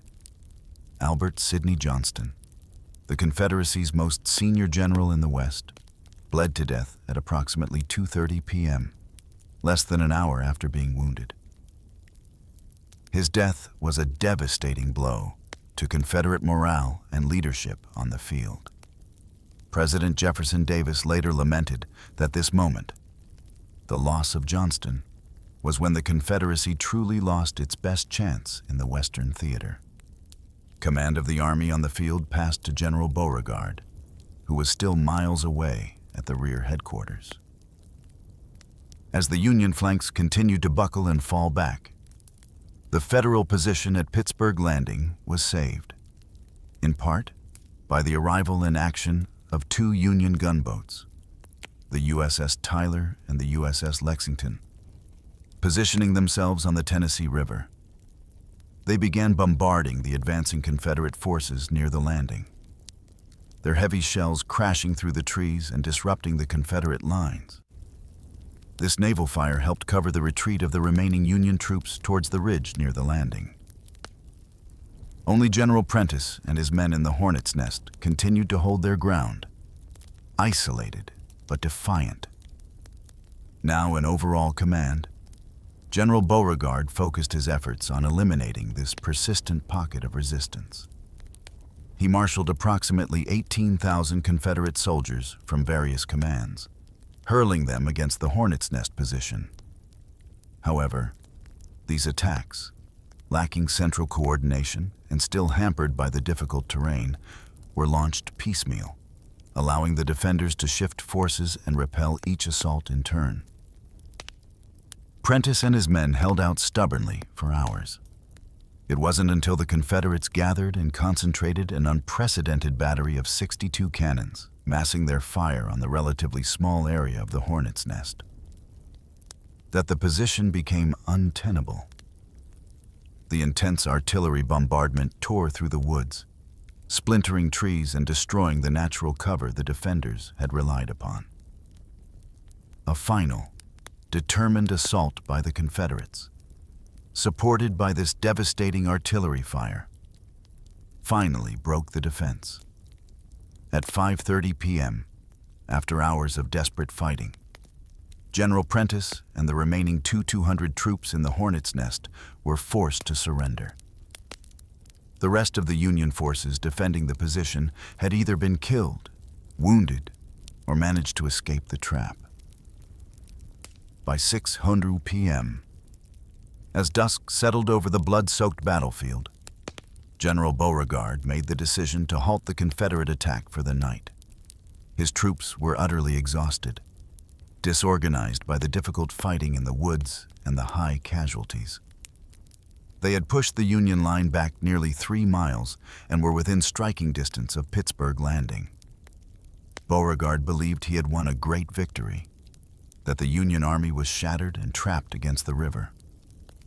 He was confident that he could finish the job and capture or destroy Grant's remaining forces the following morning. The first day of the Battle of Shiloh, a day of unexpected attack, brutal fighting, and immense casualties, was over. The Confederates held the field, but the Union Army, though battered, was not yet broken. The night of April 6th, 7th was a miserable one for the exhausted soldiers on both sides. A cold, heavy rain began to fall, soaking the wounded and turning the battlefield into a muddy quagmire. For the Confederates, who had advanced so far, there was little shelter, making matters worse. The Union gunboats, USS Tyler and USS Lexington, continued their bombardment throughout the night, firing randomly into the Confederate positions, adding to the misery and preventing rest. Meanwhile, the Union Army, though defeated on the first day, was receiving crucial reinforcements. General Lew Wallace, having taken a wrong turn on poorly marked roads, finally arrived from Crump's Landing with his fresh division. More significantly, the lead divisions of General Buell's Army of the Ohio were finally crossing the Tennessee River, adding thousands of fresh troops to Grant's beleaguered forces. While General Beauregard, confident in his victory, reportedly slept in General Sherman's captured tent, assuming the Federals would retreat during the night. General Grant remained awake, determined. Some of his officers advocated for retreat, seeing the desperate state of the army.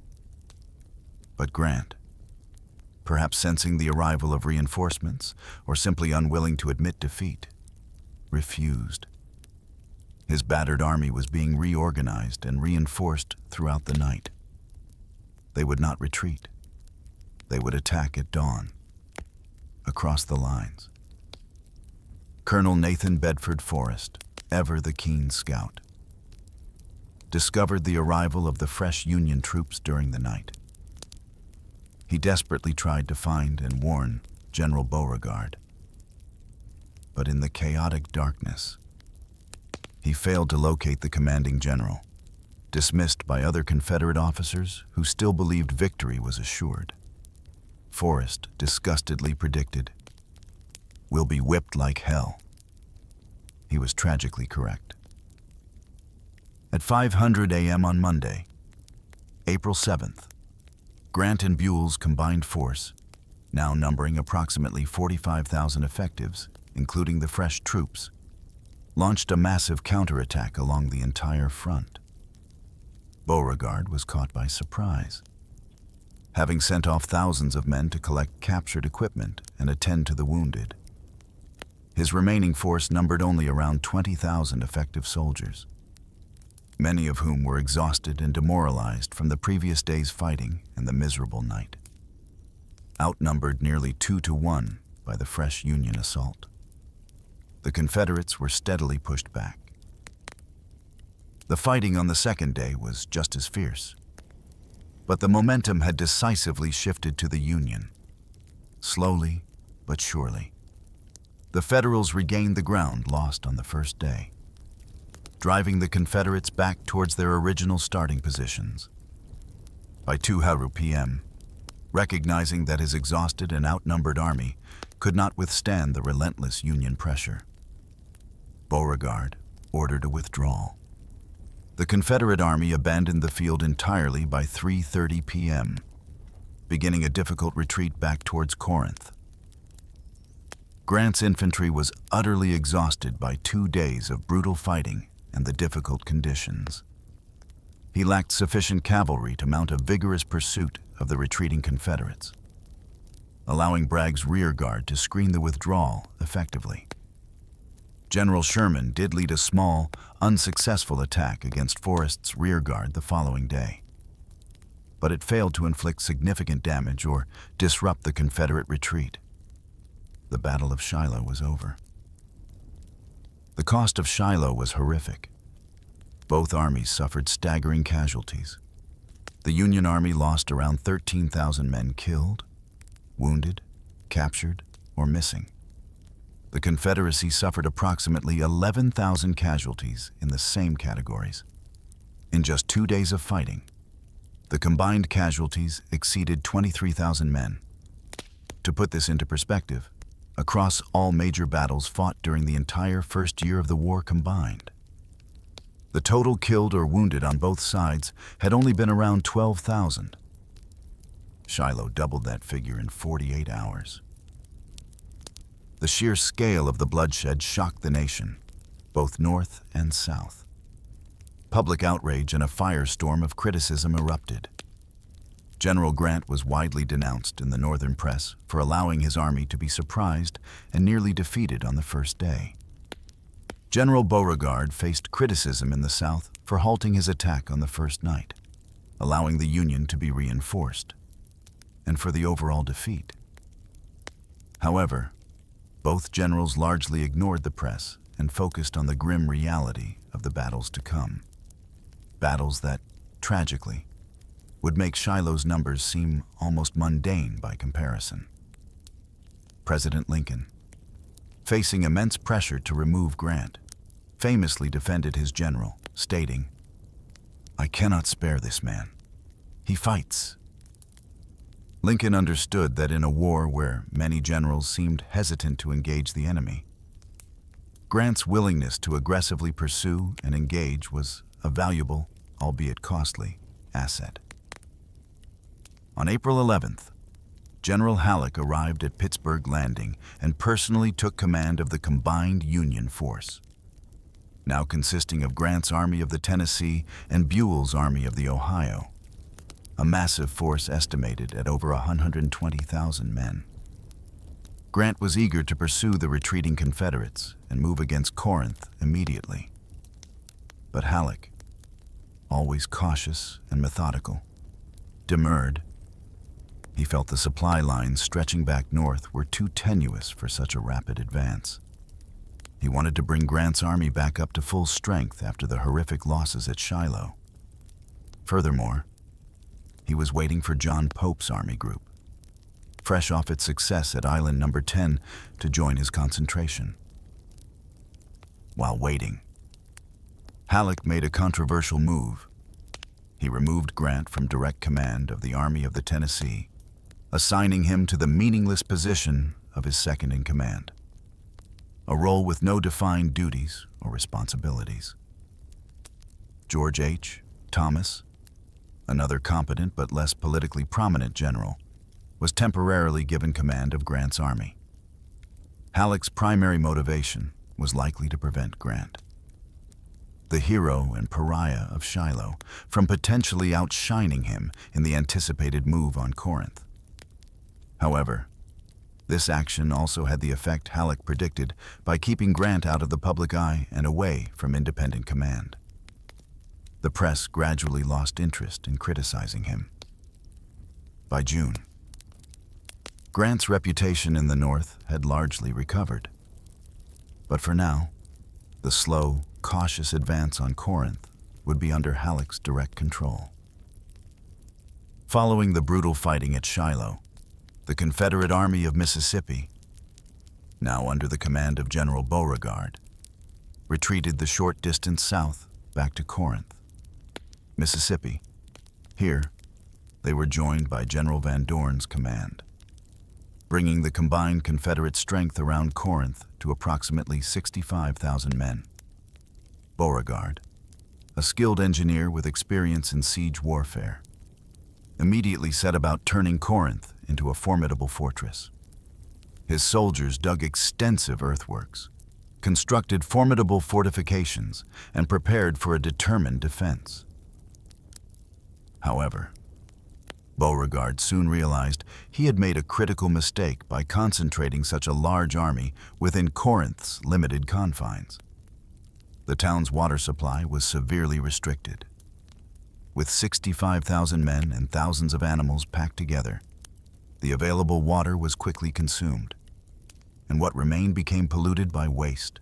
Typhus, dysentery, and other diseases began to spread like wildfire through the camps. The sick lists soon grew longer than the casualty lists from Shiloh. Compounding Beauregard's problems was the nature of the Union advance. General Halleck, with his massive army of 120,000 men, began his move on Corinth on April 29th. But this was no rapid march or daring assault. Haunted by the surprise and chaos of Shiloh, Halleck was determined to proceed with the utmost caution. His army crawled forward, advancing less than a mile each day before stopping, digging extensive earthworks and fortifying their position before moving forward again the next morning. It was a slow, methodical, almost absurdly cautious advance, described by some as siege in the trenches, despite being miles from the enemy's main works. Beauregard repeatedly sent out probing attacks and staged skirmishes, hoping to either find a weakness in Halleck's line or, more importantly, provoke the Union commander into launching a premature, costly assault against his prepared fortifications. Major General John Pope, known for his more aggressive nature, repeatedly wanted to take the bait and charge the Confederates. But Halleck, with Grant serving as his restrainer, kept Pope in check. Nothing Beauregard did could induce Halleck to abandon his painfully slow, inch-by-inch approach. The Union Army simply fortified its way forward, day after day, until, by May 29th, Halleck's artillery was finally within range of Corinth. Beauregard faced a grim reality. His army was being decimated by disease, and there was no hope of reinforcement or relief. Waiting for Halleck to finally launch his attack would be suicidal, resulting in the destruction of his army by bombardment, assault, or disease. He had to evacuate. To mask his intentions and prevent Halleck from immediately pursuing, Beauregard devised a clever ruse. He issued several units extra rations and ordered them to make conspicuous preparations, as if they were about to launch a major assault on the Union lines. As expected, several Confederate deserters, seeking safety or reward, fled to the Union lines and reported these preparations, convincing Halleck that an attack was imminent. Simultaneously, as trains began leaving Corinth, quietly evacuating the thousands of sick and debilitated Confederate soldiers towards Tupelo, Mississippi, Beauregard had healthy soldiers gather near the train depots and cheer loudly as if reinforcements were arriving. This further convinced Halleck that the Confederates were strengthening their garrison and preparing for a fight. The ruse worked.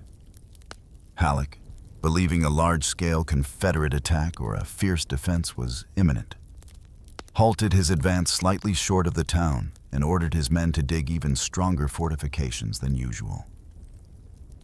Under the cover of this deception and the darkness of night, Beauregard's army quietly evacuated Corinth.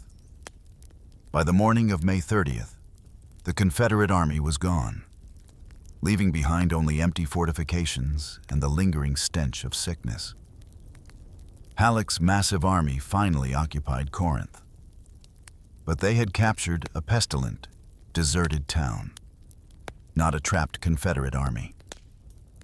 While the occupation of Corinth was a strategic victory, securing the crucial rail junction, it was achieved without the decisive battle Halleck had envisioned. allowing the Confederate Army to escape to fight another day. With Corinth secured, General Grant, eager for action, urged Halleck to move immediately against Vicksburg, Mississippi, the last major Confederate stronghold on the Mississippi River and the key to controlling the entire waterway. However, a swift move proved impossible. A wet spring had given way to a severe drought. There wasn't enough clean drinking water for Halleck's massive army concentrated around Corinth. River levels fell too low for the Union steamships, which were essential for transporting supplies and troops. The primary supply lines were now the badly damaged railways, requiring extensive repairs. Therefore, Halleck was forced to disperse his army. Units were sent out to repair damaged rail lines, pacify the conquered territory, search for adequate water sources, and simply get away from the disease-ridden camps around Corinth. Furthermore, President Lincoln was consistently urging Halleck to send a strong army into eastern Tennessee. This mountainous region was a hotbed of Unionist sentiment under Confederate occupation, and Lincoln held a deeply held, perhaps somewhat romanticized, notion that liberating this area and reuniting Tennessee under federal control would serve as a powerful symbol, tempting other Confederate states to rejoin the Union. While Halleck understood that liberating eastern Tennessee might not trigger a collapse of the Confederacy, he recognized the strategic importance of Chattanooga. This city was another critical railway junction, controlling access through the Appalachian Mountains. Therefore, Halleck ordered General Buell to take his Army of the Ohio and advance on Chattanooga. Simultaneously, Grant was restored to Army command, given back control of the Army of the Tennessee, and tasked with the crucial objective of capturing Vicksburg. In July 1862, Halleck and Major General John Pope were called east to take on new roles closer to Washington, D.C. Grant and Buell once again became independent commanders in the Western Theater. Major General William Rosecrans took over Pope's former command, which was then incorporated into Grant's Army of the Mississippi, later redesignated the Army of the Tennessee. General Buell's advance towards Chattanooga proved agonizingly slow throughout June and July. In over 2 months, his army managed to march barely 90 miles. Part of this was Buell's personality and command style. Much like General McClellan in the East, he was notoriously cautious, disliked pitched battles, believed in a limited war to restore the Union, and moved with excessive deliberation. However, the difficulties weren't entirely his fault. Colonel Nathan Bedford Forrest's cavalry, operating with incredible speed and effectiveness, ruthlessly destroyed the rail lines Buell relied upon for supply, forcing his army to halt and wait for repair crews. These problems were exacerbated when Confederate General John Hunt Morgan's cavalry began conducting daring raids deep into Union territory, targeting supply lines running north from Nashville into Kentucky. Meanwhile, back in Tupelo, Mississippi, where the Confederate Army of Mississippi had retreated, General Beauregard was relieved of command. President Davis replaced him with General Braxton Bragg, partly because Beauregard had taken a leave of absence to recover from illness contracted at Corinth without first obtaining permission. Bragg, a highly disciplined but often difficult commander, began planning a new offensive strategy for the Western Theater, coordinating with General Earl Van Dorn. General Edmund Kirby Smith, commanding the Confederate Department of East Tennessee, was constantly appealing to Bragg for reinforcements and urging him to launch an invasion of Kentucky.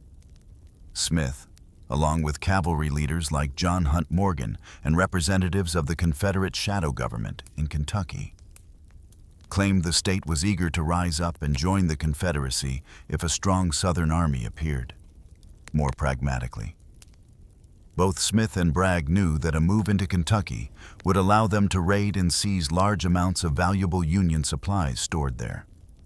After much deliberation and internal debate, Bragg agreed to a joint operation. He would move his Army of Mississippi via a long roundabout railroad detour of some 776 miles through Georgia and South Carolina to reach Chattanooga. From there, he and Smith would coordinate a thrust into Kentucky.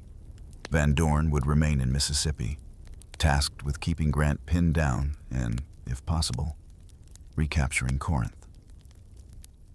To accomplish his part of the plan, Van Dorn had approximately 30,000 troops, including forces from the Trans-Mississippi and the now-abandoned Memphis garrison. Openly fighting Grant's estimated 55,000 men was hopeless. Instead, Van Dorn attempted to trick Grant into abandoning Corinth through a series of constant feints and simultaneous raids against multiple points along the Union lines. Grant, however, wasn't fooled by these diversions. He attempted to turn the tables on Van Dorn, trying to trap and destroy isolated Confederate forces. Sterling Price's Confederate Corps narrowly escaped being destroyed by Union forces under Rosecrans and Edward Ord's Corps near Yucca. Mississippi, on September 19th, saved only by an acoustic shadow that prevented Ord's division from hearing the sounds of battle and engaging when ordered. 2 weeks later, on October 3rd, Van Dorn, facing pressure to achieve a victory, launched a direct assault on Rosecrans' heavily fortified defenses around Corinth itself. Over 2 days of brutal fighting, Van Dorn's men, showing incredible determination and exploiting some gaps in the outer Union fortifications, managed to breach the initial defenses. However, Van Dorn never possessed the numbers required to dislodge Rosecrans' well-entrenched army. After suffering heavy casualties and failing to take the town, Van Dorn was forced to retreat, falling back towards Vicksburg by November. His gamble had failed. The Kentucky gamble, meanwhile, was also unfolding. Bragg and Smith finalized their plans on July 31st. Bragg's army was too exhausted from its journey to advance immediately. The initial plan called for Smith to move north alone, securing the Cumberland Gap, a key mountain pass, before linking up with the advancing Bragg. Bragg, as the senior general, would then take overall command of the combined forces for the push into Kentucky. The objective remained the same: sever Buell's supply lines, force him into a decisive battle that the Confederates believed they could win, and deliver Kentucky to the Confederacy. However, General Kirby Smith, perhaps unwilling to let the senior Bragg take all the glory, had his own ideas. He ignored the plan for a link-up with Bragg. On August 9th, he isolated, pinned, and bypassed the Federal garrison defending the Cumberland Gap, securing his path north without needing Bragg's help. He then informed Bragg that the agreed-upon plan was off. Smith proceeded to move his approximately 20,000 troops to Knoxville, Tennessee, before marching north towards Lexington, Kentucky, starting on August 14th. Bragg, finally ready, began his advance from Chattanooga on August 27th with his 34,000 troops. By pure coincidence, these complex operations by Bragg and Van Dorn in the West coincided almost perfectly with General Robert E. Lee's major invasion of Maryland in the East. This coordinated timing made the late summer and fall of 1862 the period of the largest and most ambitious Confederate offensive of the entire war. A desperate attempt to regain the initiative on multiple fronts.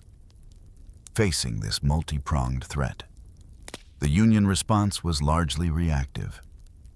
General Buell gladly abandoned his slow march towards Chattanooga to race north and protect the vital industrial city of Louisville, Kentucky. Kirby Smith moved with surprising speed and effectiveness. On August 30th, his army clashed with a force of some 4,000 raw Union recruits near Richmond, Kentucky, utterly routing them and capturing most of the force. Smith then continued his rapid advance, capturing Lexington and briefly occupying Frankfort, the state capital. Smith's swift movement caused considerable panic in the North, spurring mass recruitment efforts in key cities like Cincinnati, Ohio, and Louisville, Kentucky. Further south, Bragg captured another 4,000 Union soldiers at Munfordville, Kentucky, on September 17th. General Buell finally arrived at Louisville in early September. Having won the race to the city, initially, he seemed content to wait there, allowing Bragg to occupy central Kentucky, hoping to draw the Confederates deeper into the state.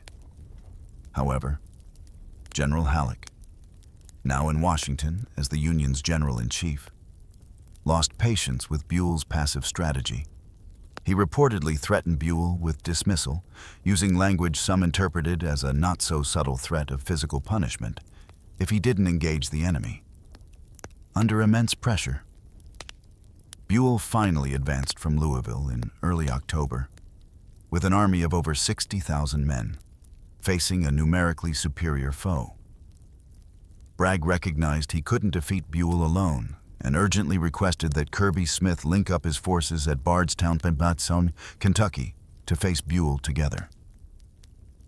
Instead of joining Bragg, Smith proceeded with his plans to inaugurate a Confederate state government in Frankfort on October 4th. Bragg, astonishingly, left his army near Bardstown, placing it under the temporary command of General Polk, and traveled to Frankfort to attend the ceremony, prioritizing political symbolism over military necessity. Meanwhile, General Polk, misinterpreting confusing intelligence, moved Bragg's army away from Bardstown towards Perryville, Kentucky, believing that Buell's main force was heading directly for him. It was actually a single Union division feinting towards Frankfort. By a strange twist of fate, Buell's main army was also marching towards Perryville, not seeking a decisive battle, but desperately looking for water in the drought-stricken landscape.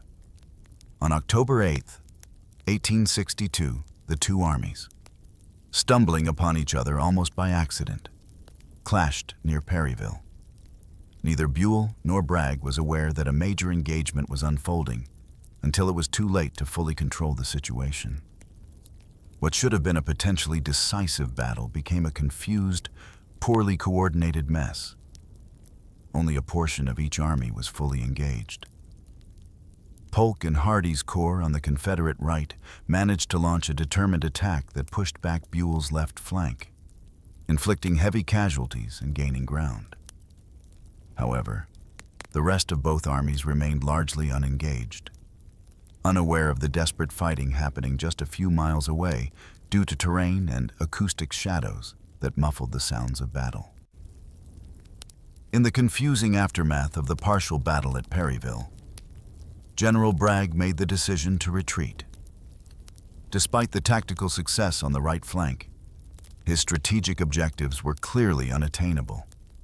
His subordinates were insubordinate and uncooperative. Polk and Hardee had engaged without his full knowledge. Kirby Smith remained uncooperative and unwilling to fully subordinate himself to Bragg's command. Kentucky had not proven as welcoming or as eager to join the Confederacy as claimed. Bragg had brought 20,000 muskets to arm anticipated recruits, but had distributed fewer than 2,000. Facing Buell's army, which still outnumbered him even after the fighting, and aware that another large Union army was marshaling in Cincinnati, Bragg saw no viable path to continued success in Kentucky. He ordered the abandonment of the state once more, retreating his army south and consolidating near Murfreesboro, Tennessee. Following the conclusion of the failed Kentucky campaign, the armies of Bragg and Kirby Smith finally merged. On November 20th, 1862, they were officially consolidated and renamed the Army of Tennessee, initially numbering around 46,000 men. Bragg's new army was almost immediately weakened when, on December 16th, he was ordered to detach a division and send it south to help defend Vicksburg, Mississippi, which was becoming an increasingly important target for Union forces under Grant. Meanwhile, internal problems plagued the Army of Tennessee. Bragg and his senior generals openly blamed each other for the failures in Kentucky and quarreled constantly, a problem so severe that President Davis himself traveled west to investigate, but ultimately failed to resolve the deep divisions within the command structure. On the Union side, General Buell was relieved of command for his failure to vigorously pursue Bragg after Perryville.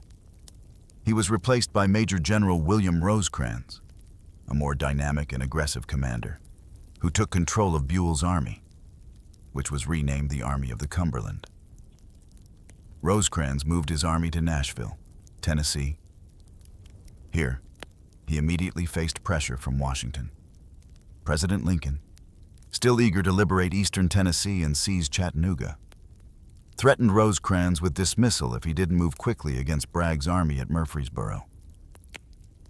Rosecrans, though under pressure, took a month to reorganize and train his troops, ensuring they were prepared before advancing.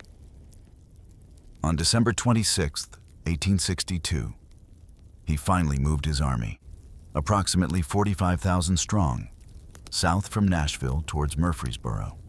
Bragg's Army of Tennessee, now reduced to about 38,000 effectives, was positioned along the west side of the Stones River, just outside Murfreesboro, ready to meet the Federal advance. Rosecrans' army arrived opposite Bragg's positions on December 29th. December 30th was spent with both armies sizing each other up, probing the lines, and making final preparations for battle. In a remarkable and poignant moment that evening, the bands of the two armies, separated by a few hundred yards, engaged in a musical battle, playing patriotic tunes back and forth across the lines. This impromptu concert culminated in a simultaneous, heartfelt rendition of Home Sweet Home, played by both sides. A brief moment of shared humanity before the impending slaughter. By coincidence, both generals settled on remarkably similar attack plans. They would attack the enemy's right flank with their own left flank. Rosecrans scheduled his attack for 7:00 a.m., allowing his men time for a hot breakfast. Bragg, however, decided to strike at dawn, approximately 6:00 a.m. This 1-hour difference would be critical. At 6:00 a.m. on December 31st, Hardee's Corps launched the Confederate main assault, slamming into the unsuspecting, underprepared right wing of the Union Army, commanded by Major General Alexander McCook. McCook's line hit squarely while many soldiers were still cooking breakfast. Briefly held in some areas, but quickly began to crumble under the shock and force of the Confederate attack. On the Union left, Major General Thomas Crittenden's Corps, scheduled to lead the Union attack, was crossing the Stones River at 7:00 a.m. when news of McCook's collapse reached Rosecrans. The planned Union offensive was immediately called off. Rosecrans, a man of great energy and courage in battle, personally raced around the battlefield, galloping from one threatened sector to another, rallying troops, directing movements, and desperately trying to stem the tide of the Confederate advance. As he rode, men died around him, and he became increasingly splattered with the blood of fallen soldiers, a testament to his proximity to the front lines. At 7:00 a.m., as Crittenden's attack was being aborted, Polk's Corps launched the second wave of the Confederate assault, driving hard towards the Union center. Fortunately for Rosecrans, one of his subordinates, Major General Philip Sheridan, had anticipated a dawn attack despite assurances to the contrary. His division had been roused early, was ready, and in line since 4:00 a.m., As the Confederate attack rolled forward, Sheridan's men resisted fiercely in a dense cedar forest that would become tragically known as the Slaughter Pen for the horrific casualties suffered there by both sides. By 10:00 a.m., the Union's right flank had been pushed back nearly 3 miles, hinged on the center. Sheridan's division, having fought desperately and inflicted heavy casualties on the Confederates, was now under attack from 3 sides. Finally, running low on ammunition and facing overwhelming numbers, Sheridan ordered his battered division to withdraw around 11:00 a.m. Hardee's corps continued to press forward, but their attack finally broke against the rest of Major General George Thomas's steadfast divisions, which had formed a new defensive line. This line, anchored on a small elevation known to locals as Round Forest, became famously known in history as Hell's Half Acre for the intense, close-quarters fighting that occurred there. 2 crucial blunders on the Confederate side helped save the Union Army on the first day. On the Confederate right flank, General Breckinridge had seen Crittenden's Union Corps crossing the Stones River earlier in the morning, preparing for their planned attack. However, he did not see them being recalled and retreating back across the river. As a result, Breckinridge's corps remained prepared to receive an attack that never came, rather than advancing themselves to support the main Confederate assault. At 11:30 a.m., he refused an order from Bragg to send reinforcements to Hardee, still believing he needed his full force to meet Crittenden. Shortly afterward, Breckinridge did accept an order to attack to his front, only to advance and embarrassingly discover the Federals were gone. Then, his corps was ordered to halt and turn to meet a different threat. General Bragg had received false intelligence indicating a Federal force was moving down the Lebanon Turnpike to turn his left flank. By the time Bragg learned this report was incorrect, valuable hours had been lost, and the Union line, though severely bent, had stabilized and consolidated around Hell's Half Acre and Pittsburgh Landing. Breckinridge finally launched a limited, delayed attack on the Federal left at 4:10 p.m., but it achieved nothing against the now prepared Union defenses. The fighting finally ended around 4:30 p.m. At the end of the first day, General Bragg was certain he had won a great victory. He sent triumphant dispatches to Richmond, claiming the field and predicting that Rosecrans would retreat during the night. However, in the Union camp, battered but defiant, General Thomas correctly argued that Bragg's successful attack had actually forced the Union Army into a more concentrated and defensible position than they had started in. With his main line of communication and supply back to Nashville still relatively secure, despite Confederate cavalry raids, Rosecrans resolved to hold his ground and dug in his remaining forces. New Year's Day, 1863 was a miserable affair at Stones River. Freezing rain fell throughout the day, adding to the suffering of the wounded lying on the field. Union wounded being evacuated towards Nashville reinforced Bragg's belief that Rosecrans was retreating, leading him to largely do nothing throughout the day, allowing the Union Army valuable time to rest and reorganize. Rosecrans, meanwhile, sent a division back across the Stones River to secure 2 crossings and occupy the heights on the east bank. Finally realizing that Rosecrans wasn't retreating after all, Bragg decided he needed to force the issue. At 4:00 p.m. on January 2nd, he ordered Breckinridge's corps to attack the Union division positioned across the river, hoping this assault would encourage a general Federal retreat. It was a trap. The Union front line fell back across McFadden Ford, luring the attacking Confederates forward. As Breckinridge's men surged across the river and into the clearing, they were met by the devastating, concentrated fire of 57 Union cannons positioned on the heights across the river. The bombardment was horrific, tearing massive holes in the Confederate ranks and routing the attack. The standoff continued into January 3rd. Federal reinforcements finally arrived, adding fresh strength to Rosecrans' army. General Thomas also launched a limited attack that successfully pushed troublesome Confederate sharpshooters out of their forward trenches. Facing these renewed Union efforts and assessing the state of his own exhausted army, he had only about 20,000 effectives left, and warned that Rosecrans could soon be reinforced to 70,000 men. Bragg finally accepted that he could not win. Seeing no viable alternative but to risk the complete destruction of his army, Bragg ordered a general retreat towards Tullahoma, Tennessee, commencing at 10:00 p.m. on January 3rd. The Battle of Stones River was over. It was a tactical draw, or perhaps a minor Confederate victory in terms of ground gained on the first day, but a clear strategic Union victory as Bragg had been forced to retreat and abandon the field. The casualties were again appalling. Bragg inflicted 13,906 casualties on Rosecrans' army while suffering 11,739 himself. While not quite matching Shiloh's numbers, Stones River was another bloodbath, a fitting end to the ambitious but ultimately failed Confederate offensives of 1862 in the Western Theater.